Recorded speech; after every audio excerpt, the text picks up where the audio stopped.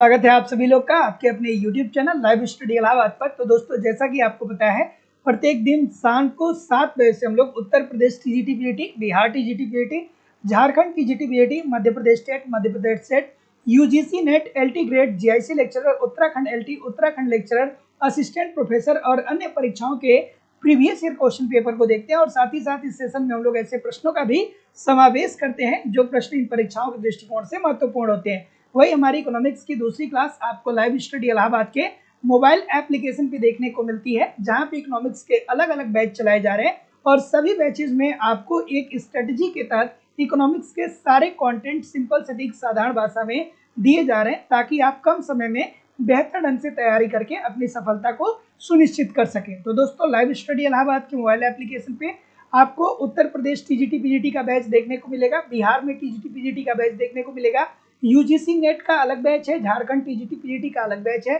झारखंड में जेट के लिए अलग बैच है, मध्य प्रदेश में सेट और टेट के लिए आपको अलग बैच देखने को मिल जाएगा, उत्तराखंड में लेक्चरर और एलटी के लिए अलग बैच देखने को मिल जाएगा। साथ ही साथ आपको छत्तीसगढ़ में सेट के लिए अलग बैच देखने को मिल जाएगा।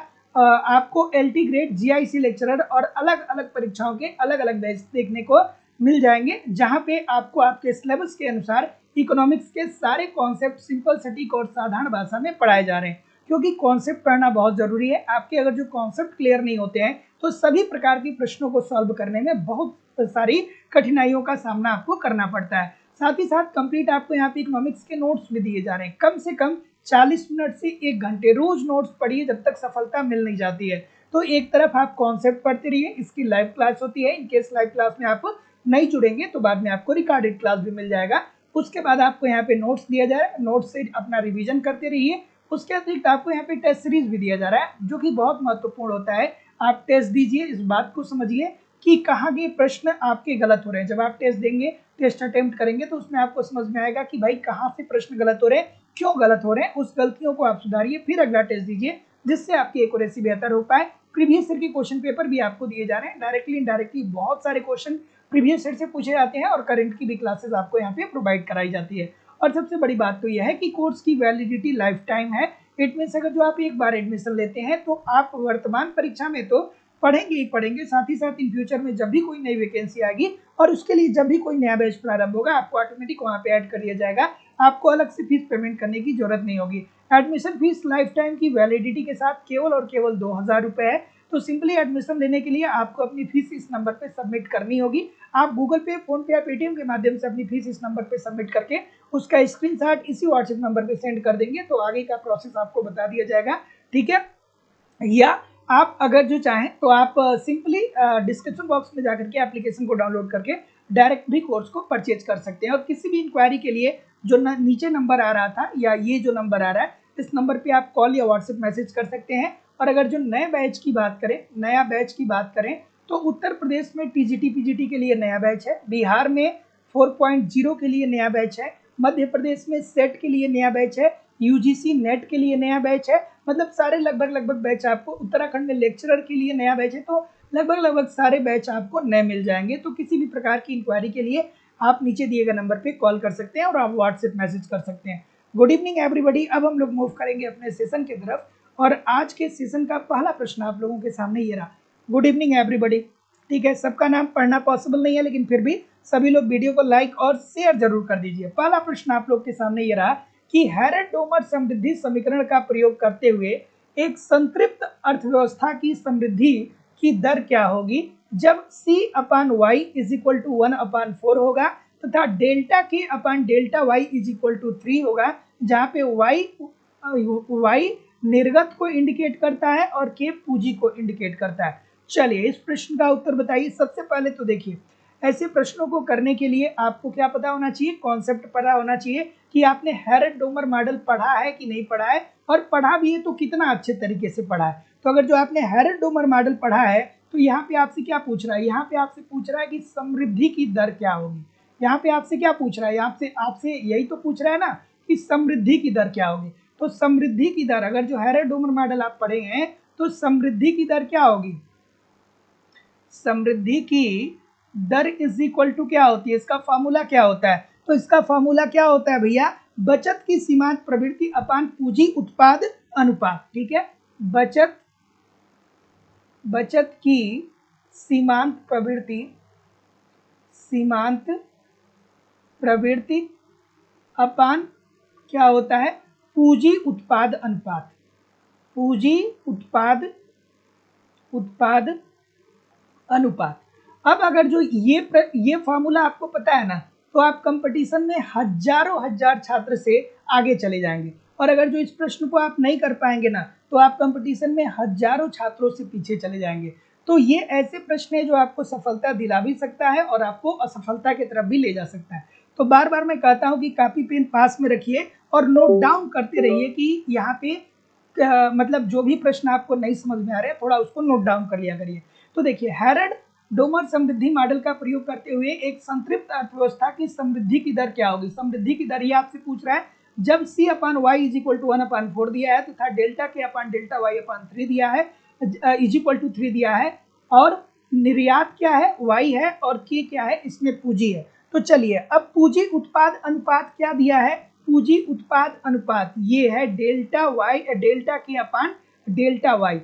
ठीक है, तो चूंकि यहाँ पे लिख लीजिए पूंजी उत्पाद अनुपात, तो पूंजी उत्पाद अनुपात का मान कितना दिया गया है, ये दिया गया है 3, अर्थात डेल्टा के अपान डेल्टा वाई, डेल्टा के upon delta Y is equal to कितना दिया गया है सर, ये दिया गया है 3 दिया गया है। उसके बाद अगर जो बात करें कि बचत की सीमांत प्रवृत्ति, बचत की सीमांत प्रवृत्ति अर्थात C अपान वाई की बात हो रही है, तो ये कितना दिया गया है, बचत की सीमांत प्रवृत्ति। तो बचत की सीमांत प्रवृत्ति इसमें कितना दिया गया है सर, बचत की सीमांत प्रवृत्ति आपका दिया गया है 1/4। ठीक है, तो यही तो आपसे पूछ रहा है कि समृद्धि की दर बताइए। तो अगर जो आपको ये भी पता हो गया कि बचत की सीमांत प्रवृत्ति क्या है, 1/4 है, और पूंजी उत्पाद अनुपात क्या है, तो पूंजी उत्पाद अनुपात 3 है। तो अब इसको आप फॉर्मूले में रख लीजिए। तो बचत की सीमांत प्रवृत्ति अपान पूंजी उत्पाद अनुपात की बात हो रही है, तो इसे जब आप फार्मूले में रखेंगे तो 1/4 इंटू 3 हो जाएगा, तो इंटू 100। ठीक है, इंटू 100। जब इसको आप निकालेंगे, सॉल्व करेंगे, तो ये कितना आ जाएगा, ये आ जाएगा 8.33 आ जाएगा। तो जितने लोग भी ऑप्शन नंबर क्या बोल रहे हैं, सी बोल रहे हैं कि 8.33 सभी लोग का उत्तर यहाँ पे बिल्कुल ठीक हो जाएगा। तो इजी सी बात है, हेरल्ड डोमर मॉडल से संबंधित ये प्रश्न है और इसमें समृद्धि की दर को पूछा गया है। समृद्धि की दर का फॉर्मूला क्या होता है, बचत की सीमांत प्रवृत्ति अपान पूंजी उत्पादन अनुपात। अगर जो आपको पूंजी उत्पादन अनुपात का मान पता चल गया, बचत सीमांत प्रवृत्ति का मान पता चल गया, तो आप इसे क्या करेंगे, फॉर्मूले में रख के सॉल्व कर लेंगे, वही आपका उत्तर आ जाएगा। तो जितने लोग भी सी बोल रहे हैं बिल्कुल ठीक बोल रहे हैं। अगला, कि निम्नलिखित में से किसने मजदूरी माल प्रतिरूप विकसित किया। मजदूरी माल प्रतिरूप किसने विकसित किया। सभी लोग वीडियो को लाइक और शेयर कर दीजिए। इतने सारे लोग क्लास देख रहे हैं, फिर भी लाइक और शेयर की संख्या बहुत कम होती है। एक बार सभी लोग वीडियो को लाइक और शेयर जरूर कर लिया करिए। क्या उत्तर आ रहा है सर, कि निम्नलिखित में से मजदूरी माल प्रतिरूप किसने विकसित किया था। तो ये अच्छा सा प्रश्न है, कई बार पूछा जाता है। तो सबसे पहले तो आपको ये पता होनी चाहिए कि मजदूरी माल प्रतिरूप का मतलब क्या होता है, ठीक है, या मजदूरी माल प्रतिरूप क्या होता है, ये नियम क्या है। तो ये नियम हमें ये बताता है कि मजदूर को मजदूरी नगद के रूप में ना दीजिए, उसको वस्तुओं के रूप में दीजिए। इसे वस्तु प्रारूप मॉडल भी कहा जाता है। तो मजदूरी माल प्रतिरूप हमें ये बताता है कि मजदूरी मुद्रा के रूप में न दे करके वस्तुओं के रूप में दीजिए, वस्तुओं के रूप में देना। ठीक है, यही क्या होता है कि मजदूरी माल प्रतिरूप, या मजदूरी माल प्रतिरूप की बात कौन करता है, तो ये ब्रह्मानंद और वकील साहब करते हैं। तो वकील एवं ब्रह्मानंद, इन लोगों ने ये कहा कि देखिए, अगर जो कोई मजदूर है वो मजदूरी कर रहा है, तो उसे मुद्रा आप नहीं दीजिए, आप उसे क्या दीजिए, उसे आप वस्तु दीजिए, ताकि उन वस्तुओं का उपभोग करके वो अपने कल्याण को अधिकतम कर पाए। जैसे आपने आज से 30 साल पहले या 20 साल पहले ये देखा होगा कि बहुत सारे श्रमिक आते थे और कहते थे कि ऐसा है कि हम आपके यहाँ काम करेंगे, आप हमें चावल दे दीजिए, या आप हमें गेहूं दे दीजिए, या आप हमें सरसों दे दीजिए।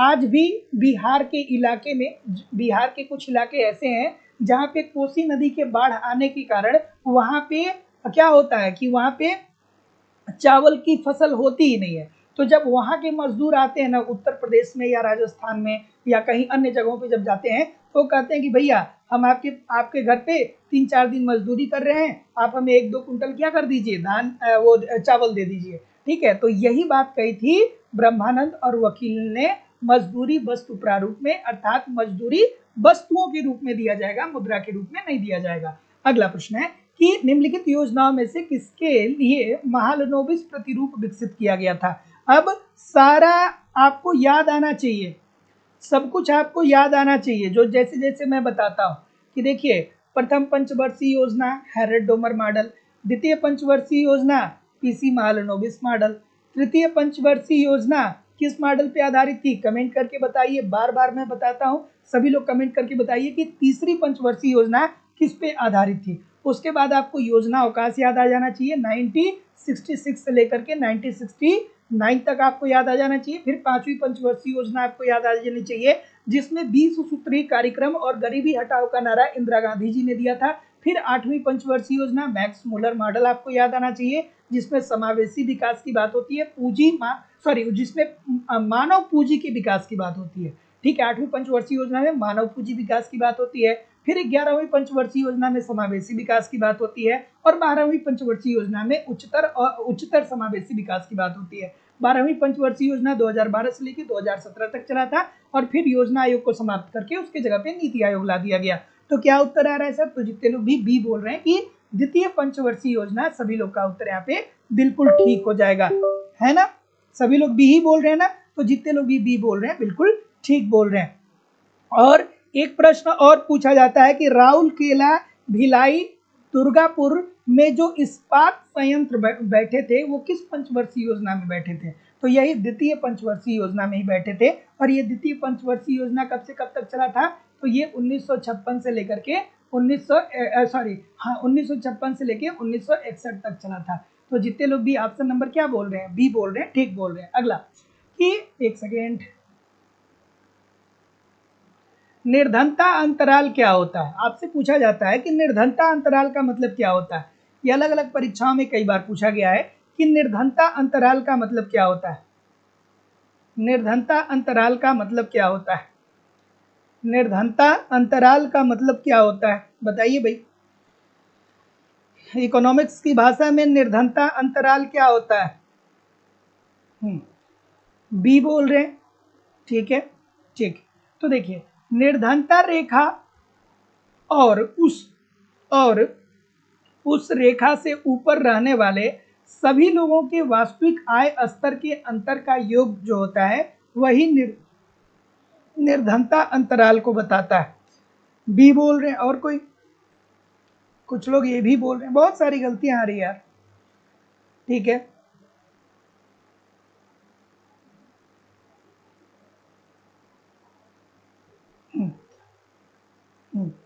बी बोल रहे हैं सभी लोग, सब बी बोलेंगे।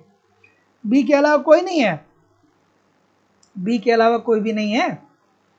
और कोई भाई बी के अलावा कोई हो तो बताइए। कोई नहीं है, ठीक है। और कोई?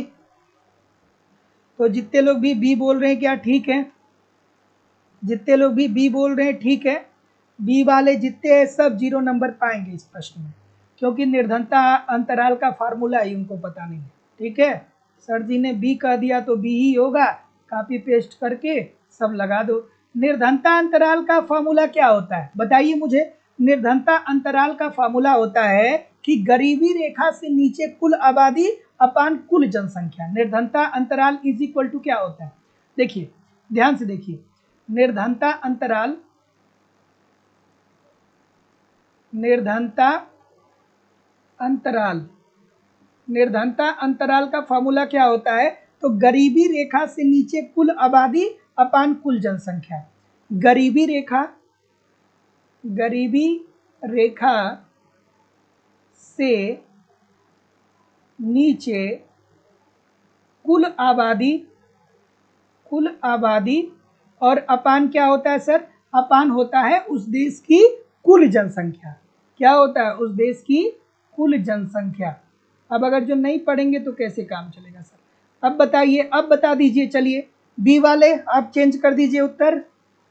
बी वाले अब तो कर दीजिए उत्तर चेंज।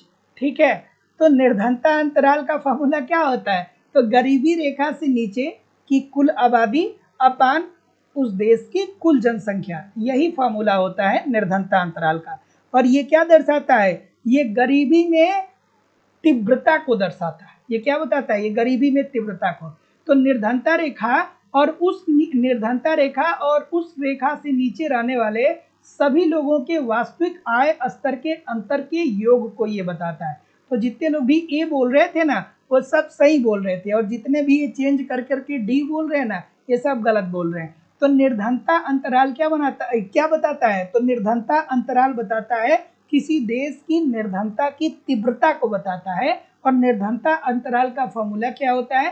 तो गरीबी रेखा से नीचे कुल आबादी अपान उस देश की कुल जनसंख्या। और गरीबी अंतराल के आधार पे जीवन निर्वाह लागत की भी जानकारी हमें प्राप्त होती है। तो जितने लोग भी ए बोल रहे हैं सभी लोग का उत्तर यहाँ पे बिल्कुल ठीक हो जाएगा।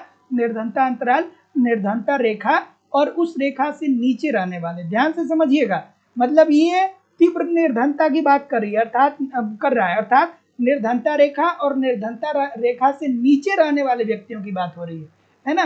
तो option number A according to the question this is the right answer हो जाएगा। अगला, कि निम्नलिखित में से कौन एक बेरोजगारी दर है? इसमें से कौन एक बेरोजगारी दर है?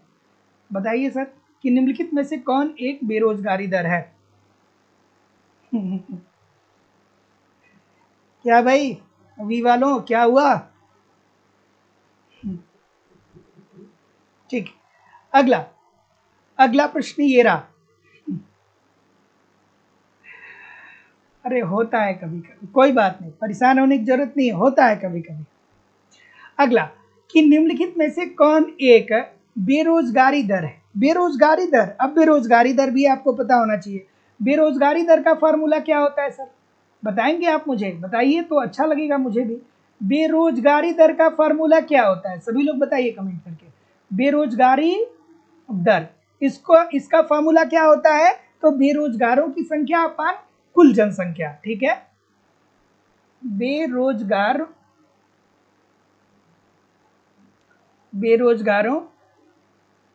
की संख्या अपान कुल जनसंख्या। कुल जनसंख्या। कापी पेन पास रखिए, थोड़ा सा लिखते रहा करिए। जैसे गरीबी अंतराल का फार्मूला हो गया, बेरोजगारी दर का फार्मूला हो गया, तो ये कैसे निकालते हैं? चलिए बताइए मुझे। तो सी बोल रहे हैं सभी लोग, और कोई? ठीक है, ठीक। बेरोजगारी क्या होता है? अगर जो आपसे कोई ये पूछे कि बेरोजगारी क्या है, अगर जो आपसे कोई ये पूछे कि बेरोजगारी किसे कहेंगे, तो आप उनसे ये कहिएगा कि देखिए सर, प्रचलित मजदूरी दर पे यदि कोई कार्य करने के लिए तैयार है लेकिन फिर भी उसे कार्य नहीं मिल रहा है, तो इस प्रकार के लोगों को हम क्या बोलेंगे? बेरोजगार बोलेंगे।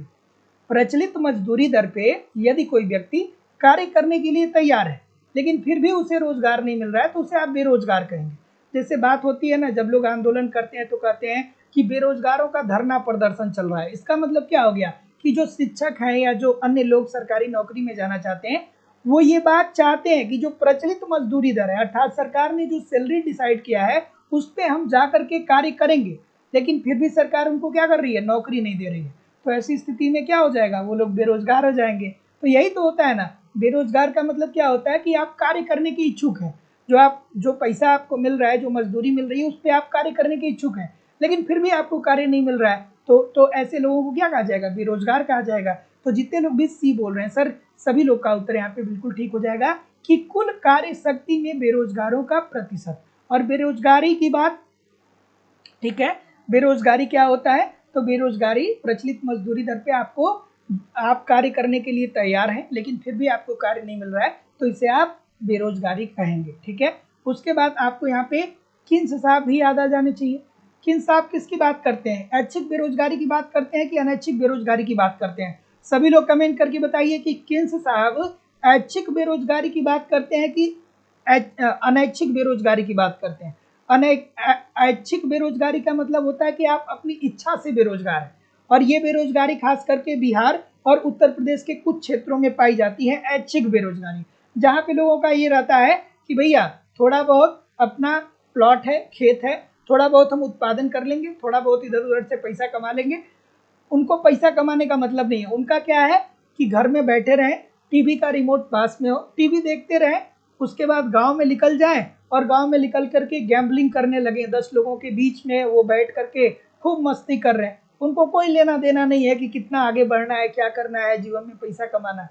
तो ऐच्छिक बेरोजगारी का मतलब आप अपनी इच्छा से बेरोजगार हैं, आपको कार्य मिल रहा है लेकिन फिर भी आप कार्य नहीं करना चाहते।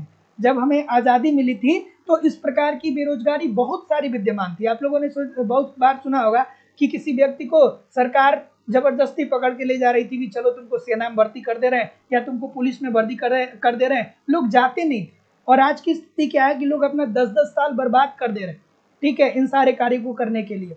तो पहले ऐच्छिक बेरोजगारी प्रचलित थी, लेकिन अब अर्थव्यवस्था में इतनी सारी महंगाई आने के कारण अब वो उस ऐच्छिक बेरोजगारी खत्म हो गई है, अब अनैच्छिक बेरोजगारी आ गई है, मतलब आप अपनी इच्छा से बेरोजगार नहीं है। तो क्या उत्तर आ रहा है सर? सी आ रहा है कि 11वीं पंचवर्षीय योजना जो 2007 से लेकर के 2012 तक चली थी के संदर्भ में निम्नलिखित में से कौन सा एक बात सही नहीं है? तो क्या उत्तर आ रहा है सर? तो जितने लोग भी ऑप्शन नंबर सी बोल रहे हैं सभी लोग का उत्तर यहाँ पे बिल्कुल ठीक हो जाएगा कि कुल सार्वजनिक क्षेत्र के परिव्यय में राज्यों का हिस्सा केंद्र के हिस्से से अधिक था। ऐसा बिल्कुल नहीं था।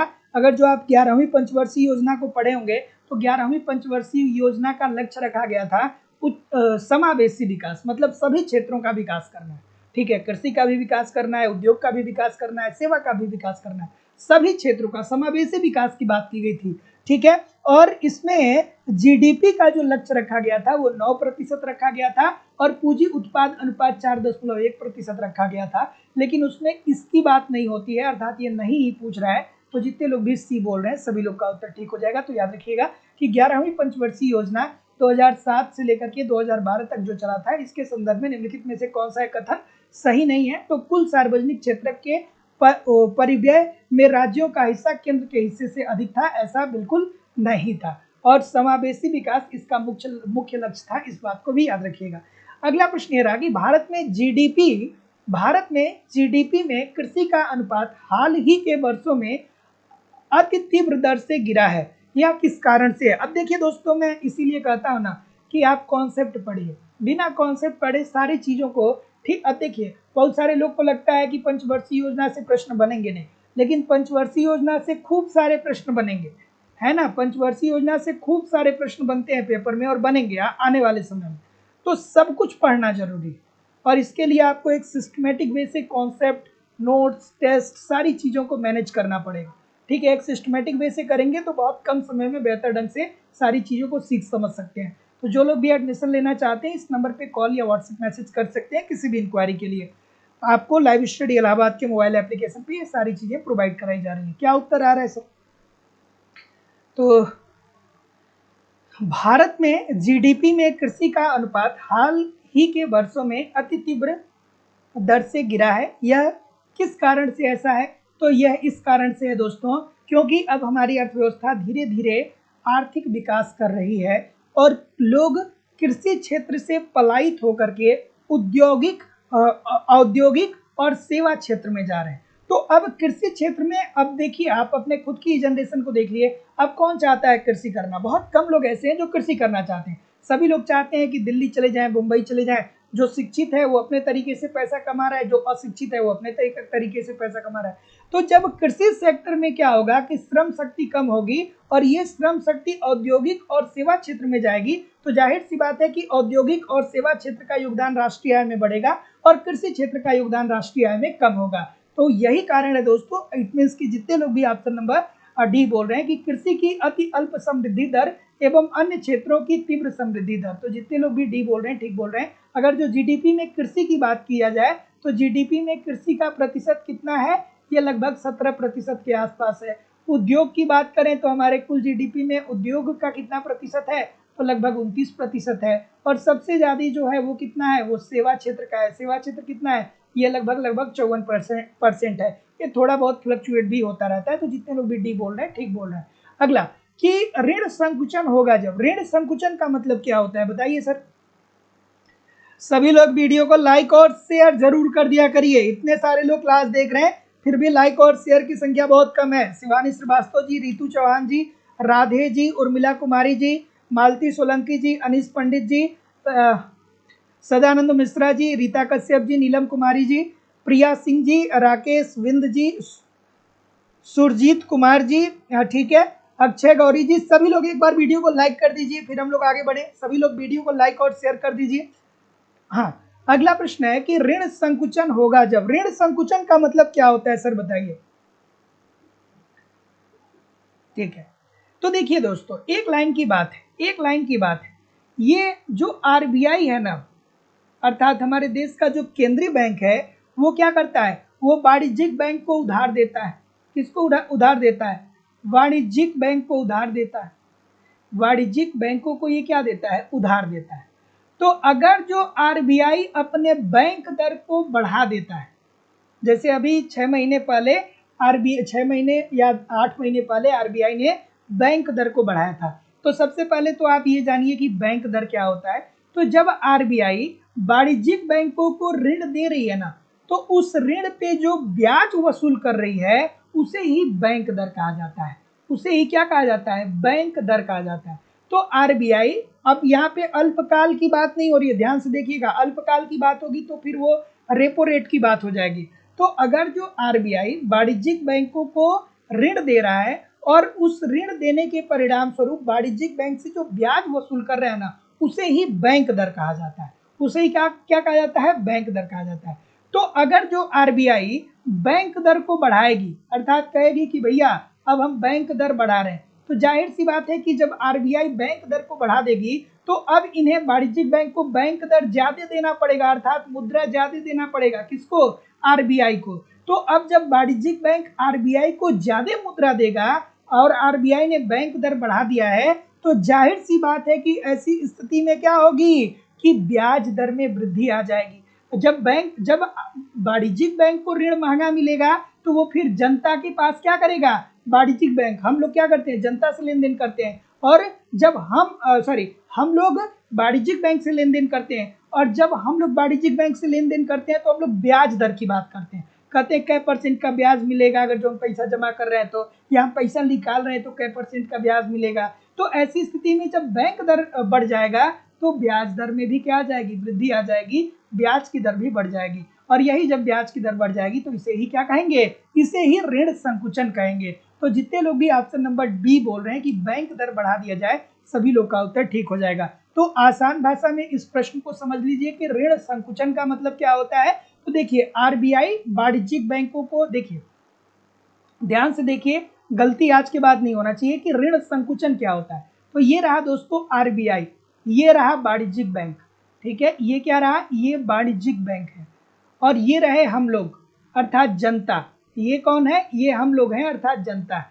तो जब हम बैंक से लेन देन करते हैं, ठीक है, तो उस पर क्या होता है? हम लोग ब्याज दर की बात करते हैं, ब्याज दर की बात करते हैं। लेकिन जब आरबीआई वाणिज्यिक बैंकों को ऋण देता है, और अगर जो वहां पे अल्पकाल की बात नहीं हो रही है, तो जो जिस दर पे वो ऋण दे रहा है उसे हम क्या बोलेंगे? उसे बैंक दर बोलेंगे। तो अगर जो बैंक दर बढ़ जाएगा, अर्थात आरबीआई अगर जो वाणिज्यिक बैंकों को महंगा ऋण देगा, तो ऐसी स्थिति में वाणिज्यिक बैंक भी क्या देगा कि अपने ग्राहकों के ब्याज दर में वृद्धि कर देगा। अर्थात अगर जो बैंक दर बढ़ गया, अगर जो बैंक दर बढ़ गया, तो अब ये वाणिज्यिक बैंक की मजबूरी हो जाएगी कि ये जब जनता से लेन देन करे तो अपने ब्याज दर को बढ़ा दे। तो ये क्या कर देगा? ब्याज दर को बढ़ा देगा, अर्थात बैंक दर बढ़ जाता है। और इस कारण से जब ब्याज दर बढ़ जाएगा, तो ब्याज दर बढ़ जाएगा तो क्या करेंगे लोग ऋण की मांग को कम कर देंगे। और जब लोग ऋण की मांग को कम कर देंगे तो लोगों का निवेश कम हो जाएगा। सबको ये बात समझ में आई कि नहीं आई? सभी लोग कमेंट करके बताइए कि ये बात समझ में आई कि नहीं आई। तो जितने लोग भी बी बोल रहे हैं ठीक बोल रहे हैं।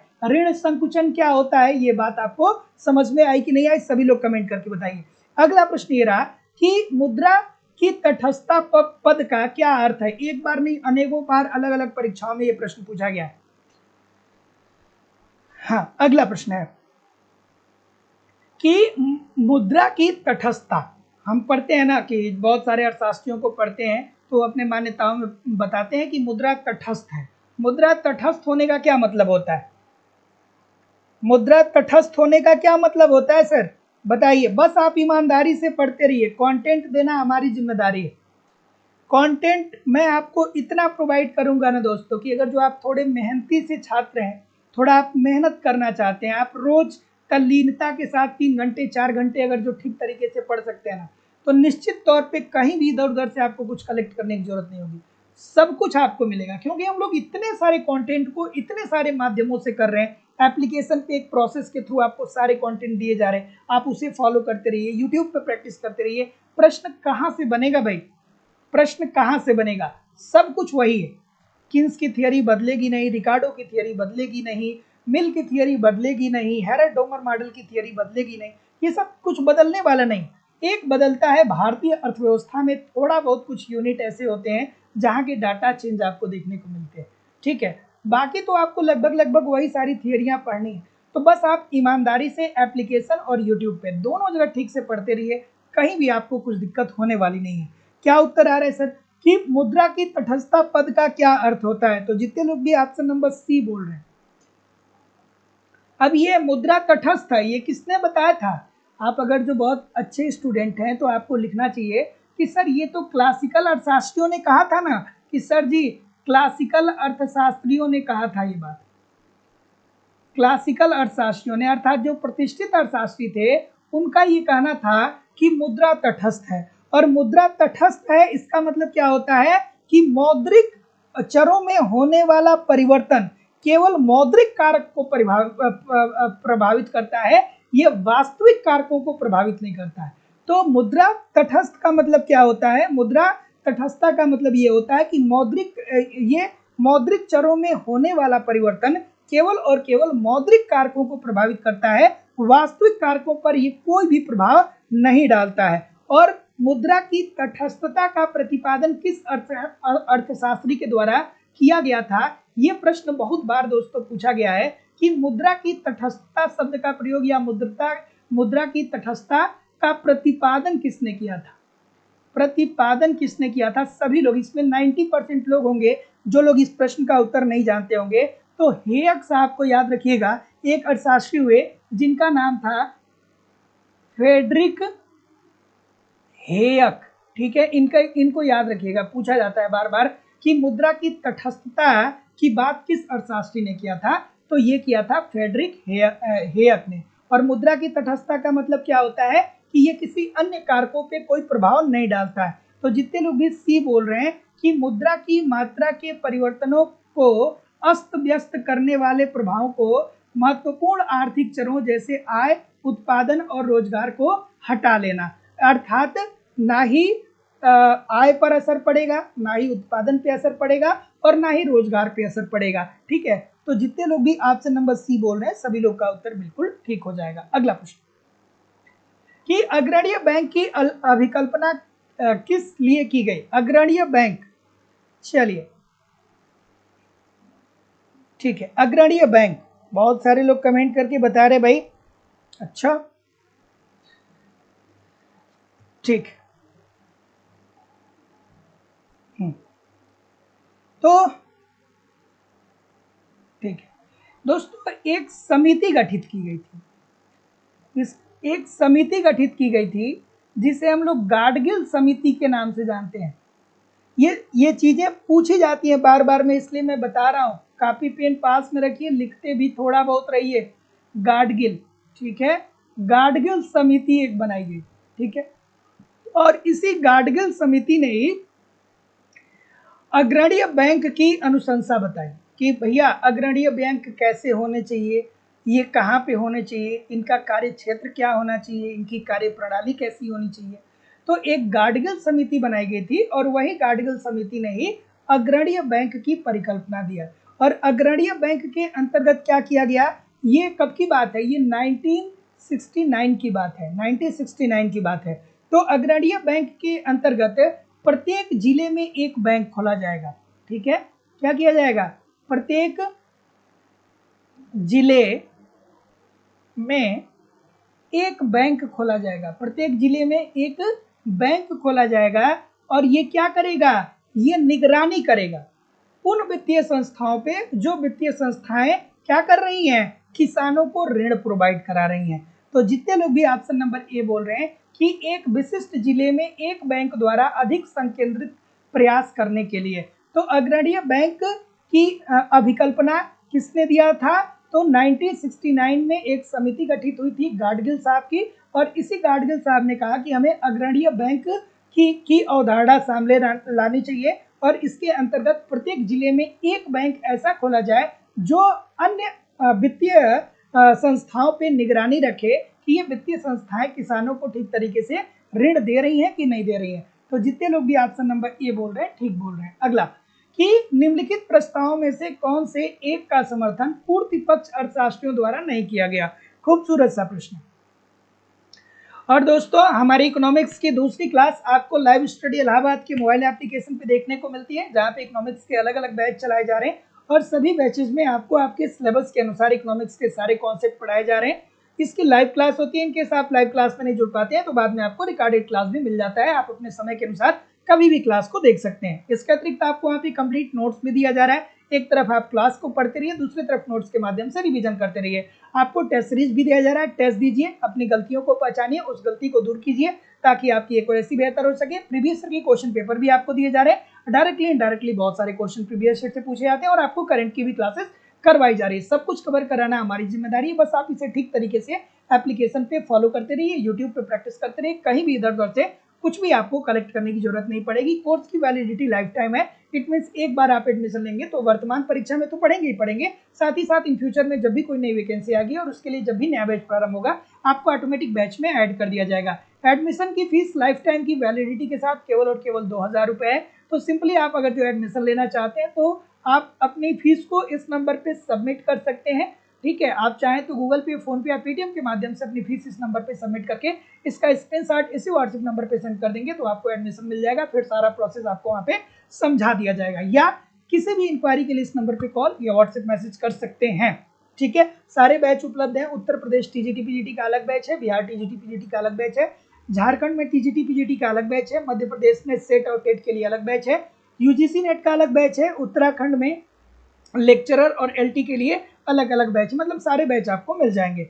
चलिए क्या उत्तर आ रहा है सर कि निम्नलिखित प्रस्तावों में से कौन से एक का समर्थन पूर्ति पक्ष अर्थशास्त्रियों के द्वारा नहीं किया गया। खूबसूरत सा प्रश्न, बताइए सर। ठीक है, ठीक है, ठीक है, ठीक है, और कोई पूर्ति पक्ष, ठीक है। निम्नलिखित प्रस्तावों में से कौन से एक का समर्थन, ठीक है, पूर्ति पक्ष अर्थशास्त्रियों द्वारा नहीं किया जाता है। जो पूर्ति पक्ष अर्थशास्त्री थे ना दोस्तों, इसमें जो सबसे अग्रणीय थे वो कौन थे, वो लेफर साहब थे। सबसे अग्रणीय जो थे वो कौन था, वो था लेफर साहब। और इनका क्या कहना था, इनका ये कहना था कि अल्पकाल में तथा दीर्घकाल में निश्चित रूप से समस्त आर्थिक क्रियाएं, अल्पकाल में या दीर्घकाल में निश्चित रूप से समस्त आर्थिक क्रियाएं समग्र पूर्ति को प्रभावित करेंगी, ठीक है। लेकिन उन्होंने ये बात नहीं कही थी कि पूंजीगत लाभ कर की दर में कमी कर देगा। तो जितने लोग भी ऑप्शन नंबर क्या बोल रहे हैं, क्या बोल रहे हैं, इसका उत्तर ऑप्शन नंबर सी भी है और ऑप्शन नंबर डी भी है, लेकिन डी जो है वो ज्यादा बेहतर है, अर्थात विदेशी सहायता में वृद्धि करना। तो ये विदेशी सहायता में वृद्धि करने की बात नहीं करते हैं। तो ऑप्शन नंबर जितने लोग भी डी बोल रहे हैं सभी लोग का उत्तर यहाँ पे बिल्कुल ठीक हो जाएगा। अगला कि जब कृषिगत श्रमिकों की सापेक्ष अनुपात में गिरावट आती है तब क्या देखने को मिलता है सर। खूबसूरत सा प्रश्न है, कई बार पूछा गया है अलग अलग परीक्षाओं में कि जब कृषिगत श्रमिकों के सापेक्ष अनुपात में गिरावट आती है तब ऐसी स्थिति में क्या देखने को मिलेगा। ठीक, कॉमन सेंस का प्रश्न है, बच्चों वाला प्रश्न है। जैसे हमारे अगर जो भारतीय अर्थव्यवस्था की बात करें तो कितने सेक्टर मुख्य रूप से पाए जाते हैं, कितने क्षेत्र भारत में पाए जाते हैं। तो भैया आप कहेंगे सर प्राइमरी सेक्टर जिसमें कृषि आता है, द्वितीयक सेक्टर जिसमें उद्योग आता है, और तृतीयक सेक्टर जिसमें सेवा आता है, सेवा आता है। ठीक है, तो आप भी तो देख रहे हैं ना आजकल के समय में कि अगर जो आप किसी गांव से बिलोंग करते हैं या आप किसी शहर से भी बिलोंग करते हैं तो आपके आसपास के कुछ लोग जरूर ऐसे होते हैं कि जो जिनके पूर्वज पहले कृषि करते थे, खेती करते थे, लेकिन अब वो लोग क्या हो रहे हैं, महानगरों की तरफ पलायित हो रहे हैं। कोई दिल्ली जा रहा है, कोई बेंगलोर जा रहा है, कोई मुंबई जा रहा है, अलग अलग राज्यों में लोग जा रहे हैं। तो वो लोग जा रहे हैं तो वहाँ कृषि तो करेंगे नहीं। तो ऐसी स्थिति में कृषि में क्या हो रहा है कि श्रमिकों की संख्या कम होती जा रही है। और जब कृषि में श्रमिकों की संख्या कम होती जा रही है, क्यों कम होती जा रही है? क्योंकि जो जो गांव के लोग हैं वो अब शहरों की तरफ पलायित हो रहे हैं। तो उद्योग और सेवा क्षेत्र तो शहरों में ही देखने को आपको मिलता है, गांव में केवल आपको कृषि देखने को मिलती है। तो अब जब गांव के कृषक शहरों की तरफ पलायित हो रहे हैं ना, तो उद्योग में क्या हो रहा है कि श्रम बढ़ रहा है, सेवा क्षेत्र में श्रम की मात्रा बढ़ रही है। तो जब श्रम बढ़ रहा है, यहाँ पे श्रम शक्ति बढ़ रही है, तो जाहिर सी बात है कि श्रम शक्ति अगर जो औद्योगिक और सेवा क्षेत्र में बढ़ेगी तो उस देश के उत्पादन में वृद्धि होगा। ठीक है, होगा कि नहीं होगा? तो जितने लोग भी ये बोल रहे हैं, क्या ये बात सही है? तो जब कृषिगत श्रमिकों के सापेक्ष अनुपात में गिरावट आती है, अर्थात यहाँ से कृषक कृषि छोड़ के उद्योग और सेवा क्षेत्र में जा रहे हैं, तब ऐसी स्थिति में क्या होगा, राष्ट्रीय आय में वृद्धि का ऊंचा स्तर देखने को मिलेगा। क्यों ऊंचा स्तर देखने को मिलेगा? क्योंकि अब कृषि में चूंकि श्रम का अतिरेक पाया जाता है, वहाँ पे छिपी हुई बेरोजगारी, अदृश्य बेरोजगारी, प्रच्छन्न बेरोजगारी पाई जाती है। बहुत सारे श्रमिक ऐसे होते हैं कि जो उत्पादन में लगे होते हैं, लेकिन उनका उत्पादकता में लगे रहने और ना लगे रहने से उत्पादन पे कोई असर नहीं पड़ता है। तो अब जब ऐसे लोग कृषि को छोड़ के उद्योग और सेवा क्षेत्र में जा रहे हैं, तो अब उनकी श्रम का प्रयोग वहां पे हो रहा है, कृषि क्षेत्र में नहीं हो रहा था, वहां पे हो रहा है। तो जब वहां पे हो रहा है तो उद्योग में और सेवा क्षेत्र में जब श्रमिकों की संख्या बढ़ेगी तो जाहिर सी बात है कि उत्पादन बढ़ेगा। और जब उत्पादन बढ़ेगा तो जाहिर सी बात है कि उत्पादन बढ़ना ही तो कहा जाएगा ना कि राष्ट्रीय आय में वृद्धि हो रही है, राष्ट्रीय आय में क्या हो जाएगी, वृद्धि हो जाएगी। तो जितने लोग भी ये बोल रहे हैं आपकी बात बिल्कुल ठीक है। अगला, कौन सा लक्षण भारतीय अर्थव्यवस्था से संबंधित नहीं है?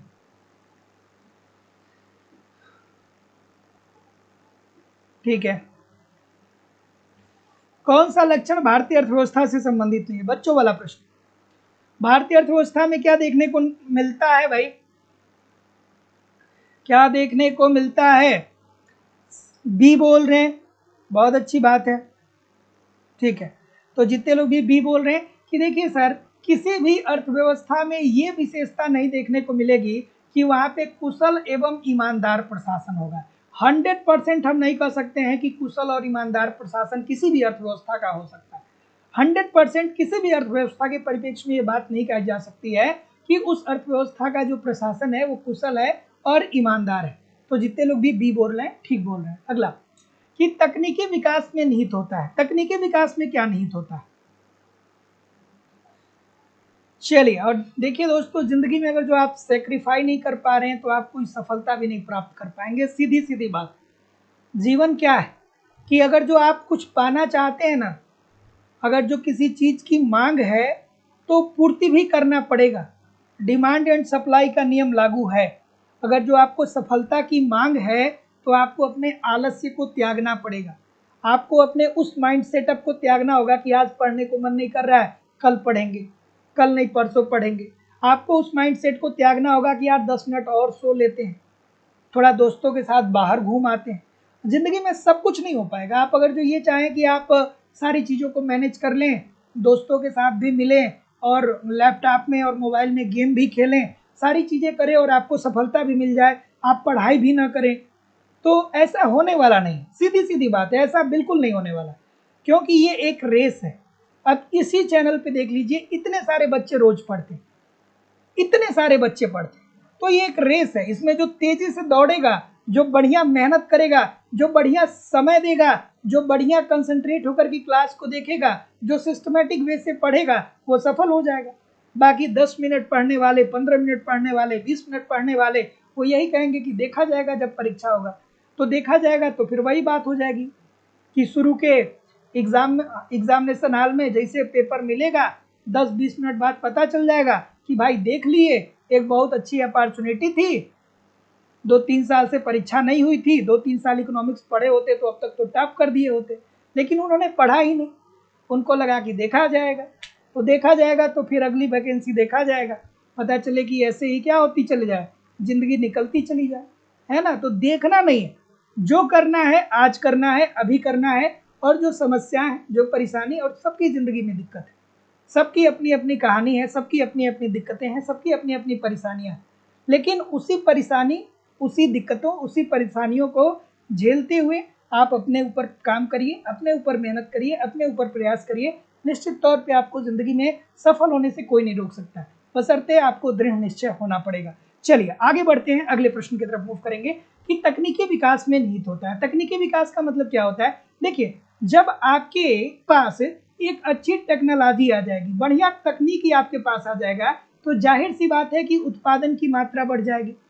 तो निवेश की दी हुई मात्रा से अधिक मात्रा में क्या होगा? उत्पादन होगा। देयर इज नो डाउट, बिल्कुल ठीक है। राष्ट्र के उत्पादन साधनों की उत्पादकता में वृद्धि होगी। भाई तकनीकी बढ़ेगा तो उत्पादन तो बढ़ेगा। कम निवेश होगा, उससे उत्पादन की मात्रा अधिक होगी, बात ये भी ठीक है। तो जितने लोग भी डी बोल रहे हैं, उपरोक्त सभी लोग का उत्तर ठीक हो जाएगा। तकनीकी विकास, अगर जो किसी भी राष्ट्र का तकनीकी विकास होगा तो वहां पे क्या होगा? उत्पादन का स्तर बढ़ेगा। अब ये बैंक दर क्या होता है, रेपो रेट क्या होता है, रिवर्स रेपो रेट क्या होता है, नकद आरक्षित अनुपात क्या होता है, वैधानिक तरलता अनुपात क्या होता है, साख मार्जिन निर्धारण क्या होता है, ये सब आपको पता होना चाहिए। नहीं पता है तो पढ़िए सर, पढ़िए पढ़िए पढ़िए, नहीं पढ़ेंगे तो फिर अच्छी बात नहीं है। देखिए, एक इजी सी बात बता रहा हूँ, एक बात मैं बताऊंगा, आप कभी नहीं भूलेंगे। क्या बताऊंगा? ये बताऊंगा कि ये रहा हमारे देश का केंद्रीय बैंक, आरबीआई, ठीक है। ये रहा वाणिज्यिक बैंक, ठीक है, वाणिज्यिक बैंक। और ये रहे हम लोग, अर्थात जनता, जनता, ये रहे हम लोग जनता, ठीक है। तो देखिए, हम लोग सीधे आरबीआई से लेन देन नहीं करते हैं। आप ये नहीं कहते हैं कि हमने आरबीआई केंद्रीय बैंक में अपना खाता खुलवाया है, आप ये नहीं कहते हैं कि केंद्रीय बैंक में हम पैसा जमा करने जा रहे हैं। जनता जो है वो केंद्रीय बैंक से उसका कोई लेना देना नहीं। केंद्रीय बैंक से किसका लेना देना है? इन वाणिज्यिक बैंकों का, जिससे आप लेन देन करते हैं, जैसे एसबीआई हो गया, एचडीएफसी हो गया। तो जो वाणिज्यिक और व्यापारिक बैंक होते हैं उससे ना आप लेन देन करते हैं। तो आरबीआई क्या करता है कि अगर आरबीआई वाणिज्यिक बैंकों को ऋण दे रहा है और इस ऋण पे वो जो दर वसूल कर रहा है उसे बैंक दर कहा जाता है, बैंक दर कहा जाता है। जैसे मान लीजिए कि आरबीआई ने वाणिज्यिक बैंक को 1000 रुपए करोड़ ऋण दे दिया, ठीक है, या 100 करोड़ रुपए ऋण दे दिया, और उस पर कह दिया कि हम 7% का बैंक दर लगाएंगे, अर्थात 1 करोड़ रुपए हमने जो आपको दिया है उस पे आपको 7% के दर से हमें पैसा वापस करना, जिसे हम और आप ब्याज दर बोलते हैं ना, उसे ये लोग बैंक दर कहते हैं, ठीक है। तो आरबीआई जब वाणिज्यिक बैंकों को ऋण दे रहा है तो जो दर वो वसूल कर रहा है उसे बैंक दर कहा जाएगा। और जब वाणिज्यिक बैंक से हम लोग लेन देन करते हैं, अर्थात हम और आप जनता, तो ऐसी स्थिति में हम लोग क्या, किसकी बात करते हैं? हम लोग ब्याज दर की बात करते हैं। जब आप पैसा जमा करने जाते हैं तो कहते हैं ना कि कितना परसेंट हमको ब्याज मिलेगा, या जब आप ऋण निकालने जाते हैं ना तो कहते हैं ना कि कितना परसेंट हमको ऋण मिलेगा। तो ये हो गया आपका ब्याज दर। लेकिन अगर जो आरबीआई वाणिज्यिक बैंकों को अल्पकाल के लिए ऋण दे रही है तो इसे क्या बोलेंगे? रेपो रेट बोलेंगे, रेपो रेट बोलेंगे। अगर जो आरबीआई वाणिज्यिक बैंक को अल्पकाल के लिए ऋण दे रही है तो उस पर जो दर वसूल करेगी उसे रेपो रेट, अल्पकाल का मतलब कि 1 साल के आसपास। लेकिन वहीं दूसरी तरफ अगर जो वाणिज्यिक बैंक आरबीआई को ऋण दे रही है, ठीक है, अल्पकाल के लिए, तो इसे रिवर्स रेपो रेट कहा जाएगा, रिवर्स रेपो रेट कहा जाएगा। इसे क्या कहा जाएगा? रिवर्स रेपो रेट कहा जाएगा। तो आज की बात कभी गलत होगा? बैंक दर क्या होता है, ब्याज दर क्या होता है, रेपो रेट क्या होता है, रिजर्व रेपो रेट क्या होता है, ये सारी बातें मैंने आपको बता दी। तो जितने लोग भी ऑप्शन नंबर सी बोल रहे हैं, सी बोल रहे हैं, हाँ, तो जितने लोग भी सी बोल रहे हैं कि वह दर जिस पर केंद्रीय बैंक प्रतिभूतियों की कटौती करता है। कटौती मतलब क्या होता है कि जो ऋण दे रहा है उस पर जो दर वसूल कर रहा है। तो जितने लोग भी सी बोल रहे हैं सर, सभी लोग का उत्तर बिल्कुल ठीक हो जाएगा। अगला, सूची 1 को सूची 2 के साथ सुमेलित करिए। चाहे कोई भी परीक्षा आप दे रहे हैं, यहाँ से एक प्रश्न आपके पेपर में पूछे ही जाते हैं। मार्शल, फिशर, सैमुअल्सन और जेवेंस से एक प्रश्न तो आने ही आने हैं। सभी लोग एक बार वीडियो को लाइक और शेयर जरूर कर दिया करिए। सभी लोग एक बार वीडियो को लाइक और शेयर कर दिया करिए। दीपक जी, उर्मिला कुमारी जी, राधे जी, विकास कुमार मिश्रा जी, ज्योति चौरसिया जी, अरुधति देवी जी, वृष्टि शर्मा जी, विकास कुमार मिश्रा जी, रीता कश्यप जी, प्रिया सिंह जी, मालती सोलंकी जी, उर्मिला कुमारी जी, सभी लोग एक बार वीडियो को लाइक और शेयर जरूर कर दिया करिए। हाँ ठीक है, क्या उत्तर आ रहा है सर? इतने सारे लोग क्लास देख रहे हैं, लेकिन आप खुद देखिए ना, सबका नाम में पढ़ना पॉसिबल नहीं, लेकिन इतने सारे लोग क्लास देख रहे हैं, फिर भी लाइक और शेयर की संख्या बहुत कम है। और प्रत्येक दिन आपकी क्लास होती है शाम को 7:10 पे मैं लाइव आ जाता हूँ, तो समय से क्लास जरूर ज्वाइन किया करिए। सभी लोग एक बार वीडियो को लाइक और शेयर कर दीजिए। हाँ 2-1 क्या बोल रहे हैं सर? 3-1-2-4 और कोई सर? इसके अलावा कोई और है? नहीं है। तो मार्शल साहब किसकी बात करते हैं? आंशिक संतुलन की बात करते हैं। सामान्य संतुलन की बात कौन करता है? सभी लोग कमेंट करके बताइए, सामान्य संतुलन की बात कौन करता है? आंशिक संतुलन, आंशिक संतुलन की बात कौन करता है? मार्शल साहब करते हैं। इसके अंतर्गत कहते हैं कि अर्थव्यवस्था के किसी एक यूनिट का अध्ययन हम लोग करते हैं। फिशर साहब की अगर जो हम लोग बात करते हैं, तो फिशर साहब किसकी बात करते हैं सर? फिशर साहब समय अधिमान की बात करते हैं कि समय अधिमान के कारण ही ब्याज प्राप्त होता है। सैमुअल्सन साहब की बात करें तो सैमुअल्सन साहब व्यापार चक्र की बात करते हैं, ठीक है, व्यापार चक्र की बात करते हैं। और जीवन साहब ने सीमांत उपयोगिता की बात की थी। तो जितने लोग भी ऑप्शन नंबर क्या बोल रहे हैं? तो 4-3 होना चाहिए, 3-1-2-4 होना चाहिए, ठीक है। तो सामान्य संतुलन की अवधारणा किसने दिया था? सामान्य संतुलन, ये भी पूछा जाता है आपके पेपर में, इसलिए बता रहा हूं, ये वालरस ने दिया था, वालरस, ठीक है। तो याद रखिए वालरस। सामान्य संतुलन के अंतर्गत अर्थव्यवस्था के संपूर्ण अर्थव्यवस्था का अध्ययन किया जाता है, और आंशिक संतुलन के अंतर्गत किसी एक यूनिट का अध्ययन किया जाता है। इस बात को ध्यान में रखिएगा। अगला, कि एक संविदा वक्र स्पर्शिता बिंदुओं का रेखा पथ होता है। इस वक्तव्यों में से कौन सी बात ठीक है? अब देखिए दोस्तों, अगर जो आपने संविदा वक्र को पढ़ा होगा तो आप कर पाएंगे। संविदा वक्र की बात किन अर्थशास्त्रियों के द्वारा किया गया था?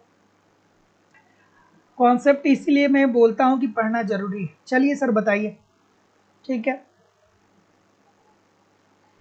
क्या बोल रहे हैं? ए बोल रहे हैं। तो जितने लोग भी ए बोल रहे हैं कि किन्हीं दो अधिमान वक्रों के बीच और किन्हीं दो समुत्पाद वक्रों के बीच, ठीक है, अधिमान वक्र तथा बजट रेखाओं के बीच की बात होती ही नहीं है। तो ऑप्शन नंबर क्या हो जाएगा? 1 और 2, this is the right answer हो जाएगा। 1 और 2 सही हो जाएगा।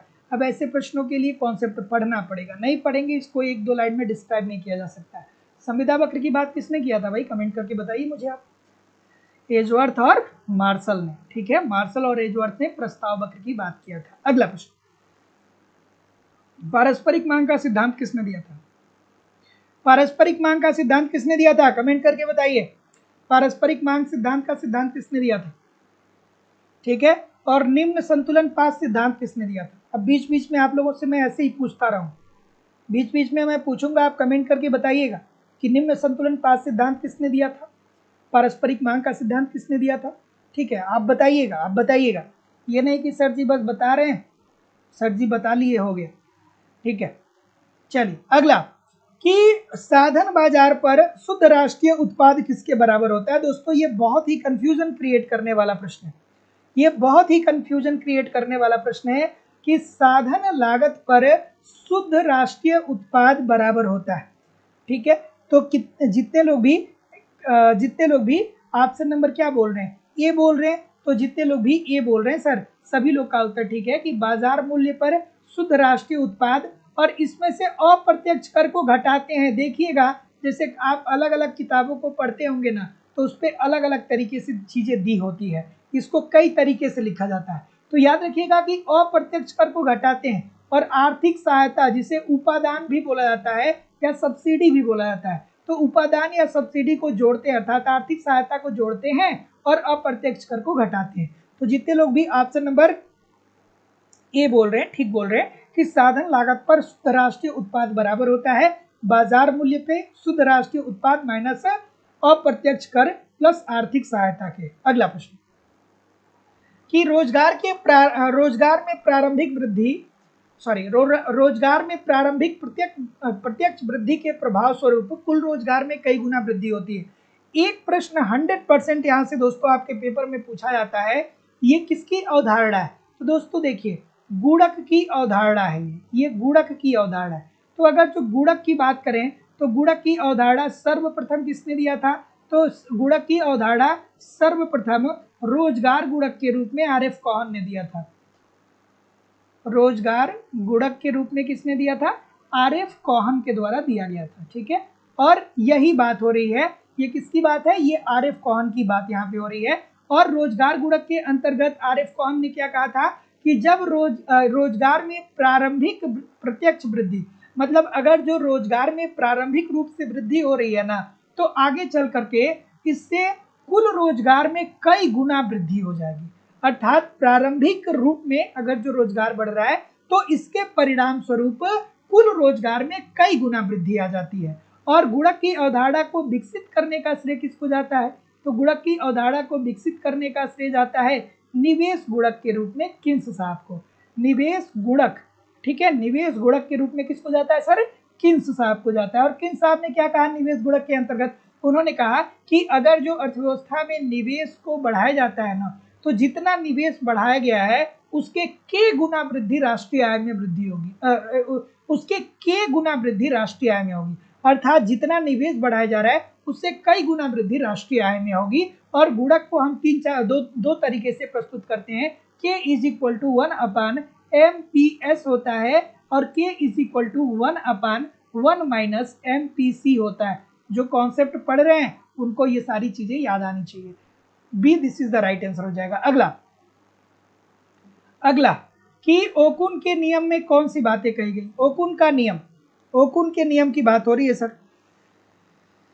चलिए, ओकुन के नियम की बात हो रही है, थोड़ा सा देख लीजिए इसे भी। क्या उत्तर आ रहा है? ठीक है, ओकुन के नियम की बात हो रही है सर। ये बच्चों वाला प्रश्न है, इसको 2-3 दिन से लगातार मैं बता रहा हूं, 2-3 दिन से लगातार मैं बता रहा हूं, गलत नहीं होना चाहिए। ओकुन का नियम, क्या उत्तर आ रहा है सर? बी बोल रहे हैं। और कोई बी के अलावा? बी के अलावा कोई और है सर? नहीं है, सभी लोग बी बोल रहे हैं, सब बी बोलेंगे। अच्छा, विपन्नता सूचकांक किसने प्रस्तुत किया था? कमेंट करके बताइए थोड़ा तो। विपन्नता सूचकांक किसने प्रस्तुत किया था? मिजरी इंडेक्स किसने प्रस्तुत किया था? ठीक है, मिजरी इंडेक्स, मिजरी इंडेक्स और विपन्नता सूचकांक की बात कौन करता है सर? बताइए। ठीक है,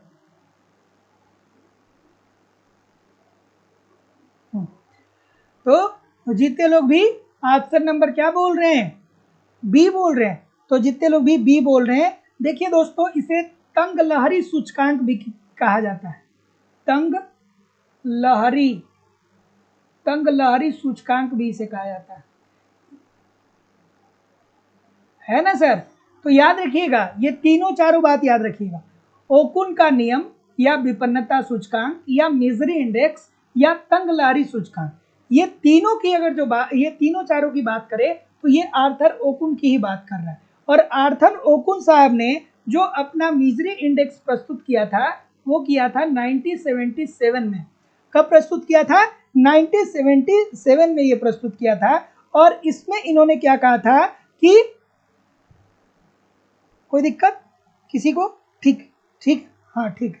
इन्होंने कहा था कि किसी देश में विपन्नता सूचक का स्तर जितना ही ऊंचा होगा, विपन्नता सूचकांक किसी देश का जितना ही ऊंचा होगा, उस देश के लोगों के लिए जीवन निर्वाह करना उतना ही कठिन होगा। अर्थात विपन्नता सूचकांक जितना ही ऊंचा होगा उतना ही उस देश के लोगों को जीवन निर्वाह अर्थात रोटी कपड़ा और मकान की व्यवस्था करने में उतनी ही कठिनाई होगी। इस प्रकार से बेरोजगारी और वास्तविक आय में उन्होंने ऋणात्मक संबंध को बताया था। तो जितने लोग भी बेरोजगारी और वास्तविक आय में ऋणात्मक संबंध को बता रहे हैं, सभी लोग का उत्तर यहाँ पे बिल्कुल ठीक हो जाएगा। Option number B according to the question this is the right answer हो जाएगा। ठीक है, तो जाहिर सी बात है भैया कि आपको अगर जो बेरोजगारी बढ़ेगी सर, अब ये कोई ऐसा नहीं है कि आप बता नहीं पाएंगे कि सर ये क्यों ऐसा हो रहा है। अगर जो बेरोजगारी बढ़ रहा है तो जाहिर सी बात है कि लोगों की आय में कमी आएगी। क्यों आय में कमी आएगी? कि जब भैया जो लोग काम कर रहे थे वो एक समय आय प्राप्त कर रहे थे, लेकिन अब वो लोग बेरोजगार होते जा रहे हैं, काम से निकलते जा रहे हैं, तो जब वो काम कर ही नहीं रहे हैं तो उनकी आय में तो कमी आ ही जाएगी ना। तो यही बात तो बताते हैं मिजरी इंडेक्स में, विपन्नता सूचकांक में, या तंगलारी सूचकांक के अंतर्गत आर्थर ओकुन साहब ने यही बात तो बताई थी 1977 में। तो आज के बाद कभी भी आपको ये भूलना नहीं है। अगला, त्वरक का सबसे नजदीकी संबंध किससे है? क्या उत्तर आ रहा है सर? त्वरक का सबसे नजदीकी संबंध किससे है सर, बता दीजिए मुझे। और जो लोग लाइक शेयर नहीं कर रहे हैं, लाइक और शेयर कर दिया करिए वीडियो को, रोज क्लास होती है। त्वरक का सबसे नजदीकी संबंध किससे है? अब फिर त्वरक भी आपको याद आना चाहिए कि सर जी गुणक तो आपने बता दिया कि गुणक की अवधारणा सर्वप्रथम रोजगार गुणक के रूप में आरएफ खान ने दिया था, और रोजगार और गुणक की अवधारणा को विकसित करने का श्रेय निवेश गुणक के रूप में जाता है किन साहब को। लेकिन सर त्वरक की अवधारणा किसने दिया था? एक प्रश्न ये भी बन जाएगा कि त्वरक की अवधारणा, प्रश्न बनता है, अक्सर पूछा जाता है कि त्वरक की अवधारणा सर्वप्रथम किसने दिया था? तो त्वरक की अवधारणा सर्वप्रथम अफ्तेलियन ने दिया था। किसने दिया था? अफ्तेलियन के द्वारा दिया गया था। और त्वरक की अवधारणा को विकसित किसने किया था? तो त्वरक की अवधारणा को विकसित करने का श्रेय जाता है जेबी क्लार्क को। किसको जाता है? जेबी क्लार्क को जाता है। ठीक है, हाँ, क्या उत्तर आ रहा है सर बताइए? त्वरक इज इक्वल टू क्या होता है? डेल्टा आई अपान डेल्टा सी, यही तो होता है ना। त्वरक क्या होता है? डेल्टा आई अपान डेल्टा सी होता है, यही तो होता है ना। ठीक है, तो त्वरक क्या करता है? उपभोग में परिवर्तनों के निवेश, उपभोग में होने वाले परिवर्तन से निवेश पे क्या प्रभाव पड़ता है इसी की बात करता है। अर्थात उपभोग के परिवर्तनों का निवेश के प्रभाव को प्रदर्शित करता है। उपभोग के परिवर्तनों, उपभोग के परिवर्तनों का निवेश पे प्रभाव, का निवेश पर प्रभाव। अर्थात अगर जो उपभोग में परिवर्तन होगा तो उससे निवेश पे भी परिवर्तन देखने को मिलेगा। अब अगर जो आप अच्छे स्टूडेंट हैं तो आपको सीधे याद आ जाना चाहिए कि सर जी अगर जो उपभोग बढ़ेगा ना सर, तो ऐसी स्थिति में उपभोग बढ़ेगा तो उपभोग बढ़ने से मांग भी बढ़ता है, और जब मांग बढ़ेगा तो पूर्ति भी बढ़ेगा, और मांग पूर्ति जब दोनों बढ़ेगा तो ऐसी स्थिति में निवेश भी बढ़ने लगेगा। तो जब मांग होगी किसी वस्तु की तो उत्पादन भी होगा, निवेश भी बढ़ेगा। तो यही बात इन्होंने त्वरक के अंतर्गत कहा था। तो जितने लोग भी मांग की वृद्धि की बात बोल रहे हैं सभी लोग का उत्तर ठीक हो जाएगा कि अगर जो मांग में वृद्धि आएगी तो इससे निवेश में भी वृद्धि हो जाएगा। तो ऑप्शन नंबर बी बिल्कुल सही है। अगला, इस प्रश्न का उत्तर करिए कि अर्थव्यवस्था में बचत दर 21% वार्षिक तथा पूंजी उत्पाद अनुपात 2:1 है तो अधिकतम आय वृद्धि दर होगी। खूबसूरत सा प्रश्न है। क्या उत्तर आ रहा है सर? आय वृद्धि दर क्या होता है? आय वृद्धि दर, आय वृद्धि दर क्या होता है सर? तो आय वृद्धि दर क्या होता है? एस अपान जी, एस अपान जी।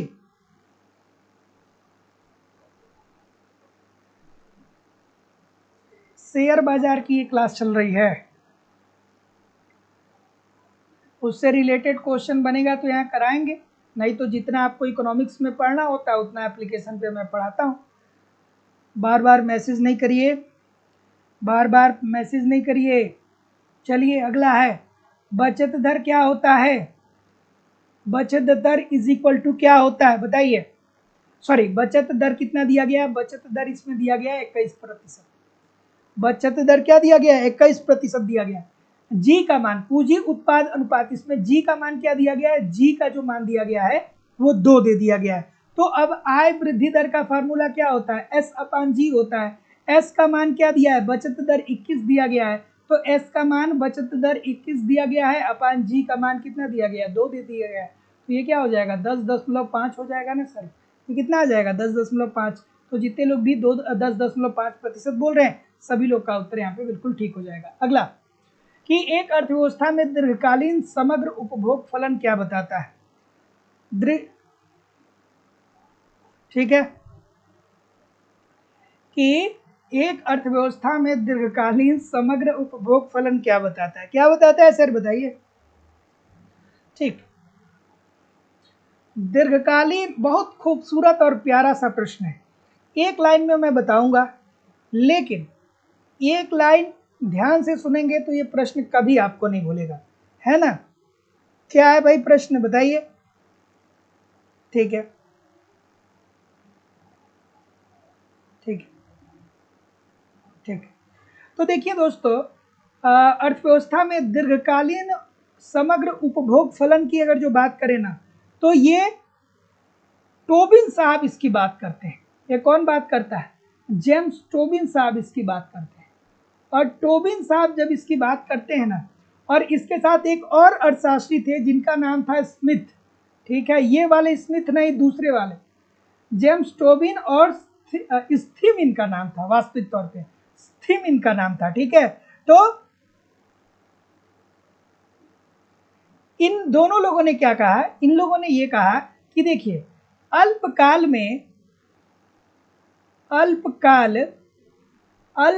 में उपभोग और आय में कोई संबंध नहीं होता है। उपभोग व आय में कोई संबंध नहीं होता है, कोई संबंध नहीं होता। ठीक है, इन्होंने क्या बोला? इन्होंने कहा कि देखिए, अल्पकाल में अर्थात छोटे से समय में लोगों के उपभोग और आय से कोई तालमेल नहीं होता। अर्थात ऐसा नहीं है कि एक व्यक्ति का जो उपभोग होगा उसकी आय पे निर्धारित होगा, या एक व्यक्ति की आय एक व्यक्ति जो उपभोग कर रहा है, जो खर्च कर रहा है, वो अपने आय के आधार पे कर रहा है। ऐसा अल्पकाल में बिल्कुल नहीं होगा, लेकिन दीर्घकाल में ये अनुपातिक होता है। ठीक है, लेकिन दीर्घकाल में अनुपातिक होता है, अनुपातिक होता है। ठीक है, तो इन्होंने क्या कहा? तो एक अर्थव्यवस्था दीर्घकालीन समग्र उपभोग फलन की बात यहाँ पे हो रही है। तो इसको किसने दिया था? तो टोबिन और स्थिम के द्वारा दिया गया था। इसके अंतर्गत इन लोगों ने ये कहा कि अल्पकाल में उपभोग और आय में कोई संबंध नहीं होता है, अर्थात आपकी आय के द्वारा उपभोग निर्धारित नहीं होता है। लेकिन जब दीर्घकाल की बात होती है तो वहां पे आपकी आय और आपका उपभोग अनुपातिक हो जाता है। दीर्घकाल का मतलब कि क्या भाई? दीर्घकाल मतलब 20 साल के बाद की, और अल्पकाल मतलब साल भर।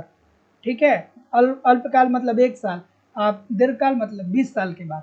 ठीक है, तो क्या उत्तर आ रहा है सर? जितने लोग भी ये बोल रहे हैं कि आय और उपभोग के समानुपातिक संबंध को व्यक्त करता है, आय और उपभोग के समानुपातिक संबंध को व्यक्त करता है। अगला कि यदि डेल्टा आई 100 रुपया, MPC 0.9, तब राष्ट्रीय आय में वृद्धि होगी। ऐसे प्रश्नों को लिख लीजिए, तैयार कर लीजिए, हजारों छात्रों से आप कंपटीशन में आगे जाएंगे। ठीक है, हजारों छात्रों से आप कंपटीशन में आगे जाएंगे अगर जो ऐसे प्रश्न को सही तरीके से कर लिए तो। एक बात सीधी समझ लीजिए।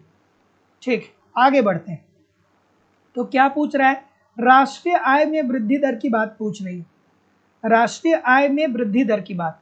अर्थात पहले हमको के पता होना चाहिए। के इज इक्वल टू क्या होता है? डेल्टा आई अपान डेल्टा सी होता है। और डेल्टा आई अपान सी अर्थात के को हम और कैसे लिख सकते हैं? 1/1 माइनस सी के रूप में भी लिखा जा सकता है।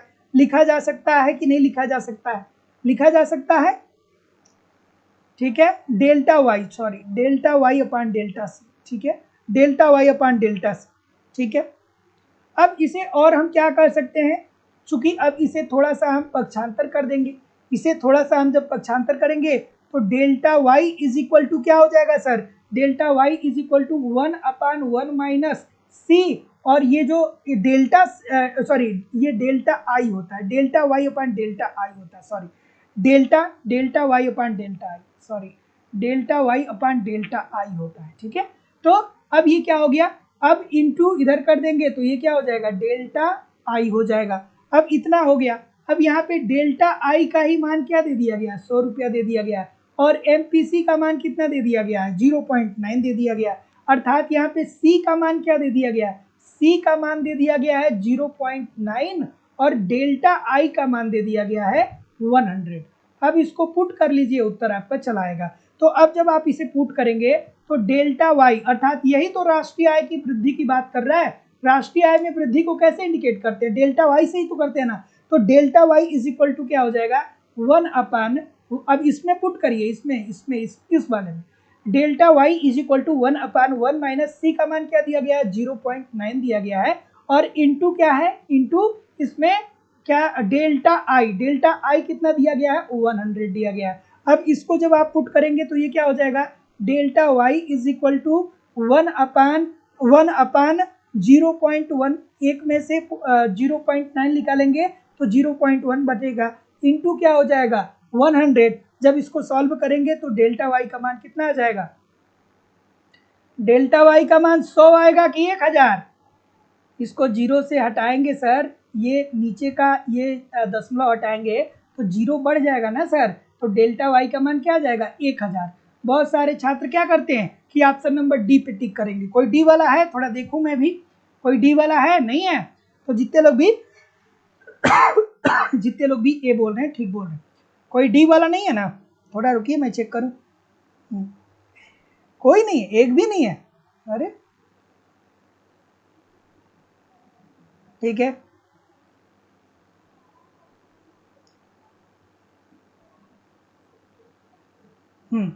डी किसी ने नहीं बताया। मैथमेटिक्स यानी सही है सबका, है ना। चलिए, होना भी चाहिए। अगला, कुल निवेश व्यय निश्चित हो। निवेश के लिए कुल व्यय अगर जो निश्चित हो तब किन्सियम दशाओं में बचत प्रवृत्ति में वृद्धि का परिणाम होगा। अब अगर तो देखिए, अगर जो आपने क्लासिकल अर्थशास्त्रियों को पढ़ा है और उनके साथ साथ किन्स साहब को भी ठीक तरीके से समझ लिया है, क्योंकि क्लासिकल अर्थशास्त्रियों ने जितनी भी बातें कही उसमें से बहुत सारी बातों पे किन्स साहब ने उनकी आलोचना कर दी। तो जब भी आप क्लासिकल अर्थशास्त्रियों को पढ़ें और उसके बाद जब आप किन्स को पढ़ें तो बहुत ही तल्लीनता के साथ पढ़ना चाहिए, क्योंकि जो हमारे क्लासिकल अर्थशास्त्री थे उन्होंने क्या कहा, उन्होंने कहा कि हमें क्या करना चाहिए, हमें बचत करना चाहिए, ठीक है, हमें सेविंग करना चाहिए। हमें क्या करना चाहिए, जो क्लासिकल अर्थशास्त्री थे उन्होंने कहा कि हमें बचत करना चाहिए, सेविंग करना चाहिए, मूल्य का संचय करना चाहिए। उन्होंने कहा था ना कि मूल्य को क्या करना चाहिए, संचय करना चाहिए, मूल्य का बचत करना चाहिए। लेकिन जब किन्स साहब आते हैं ना तो इन लोगों की आलोचना करते हैं, कहते हैं अरे सर, अगर जो आप बचत को बढ़ाएंगे तो आप पैसा डंप करके अपने पास रखे रहेंगे, तो इसका मतलब कि जब बचत बढ़ाएंगे तो आपकी निवेश कम हो जाएगी, और जब आप निवेश कम करेंगे तो आपकी देश की राष्ट्रीय आय में कमी आ जाएगी, और जब आपकी देश की राष्ट्रीय आय में कमी आ जाएगी तो आपका देश विकास नहीं कर पाएगा। तो ऐसी स्थिति में किन्स साहब ने क्या कहा, कहा कि नहीं, हमें बचत को नहीं बढ़ाना है, हमें क्या करना है, हमें निवेश को बढ़ाना है। तो जितने लोग भी ऑप्शन नंबर क्या बोल रहे हैं कि बचत प्रवृत्ति में वृद्धि का परिणाम क्या होगा, तो बचत प्रवृत्ति में वृद्धि का परिणाम होगा कि वास्तविक राष्ट्रीय आय में कमी आ जाएगी।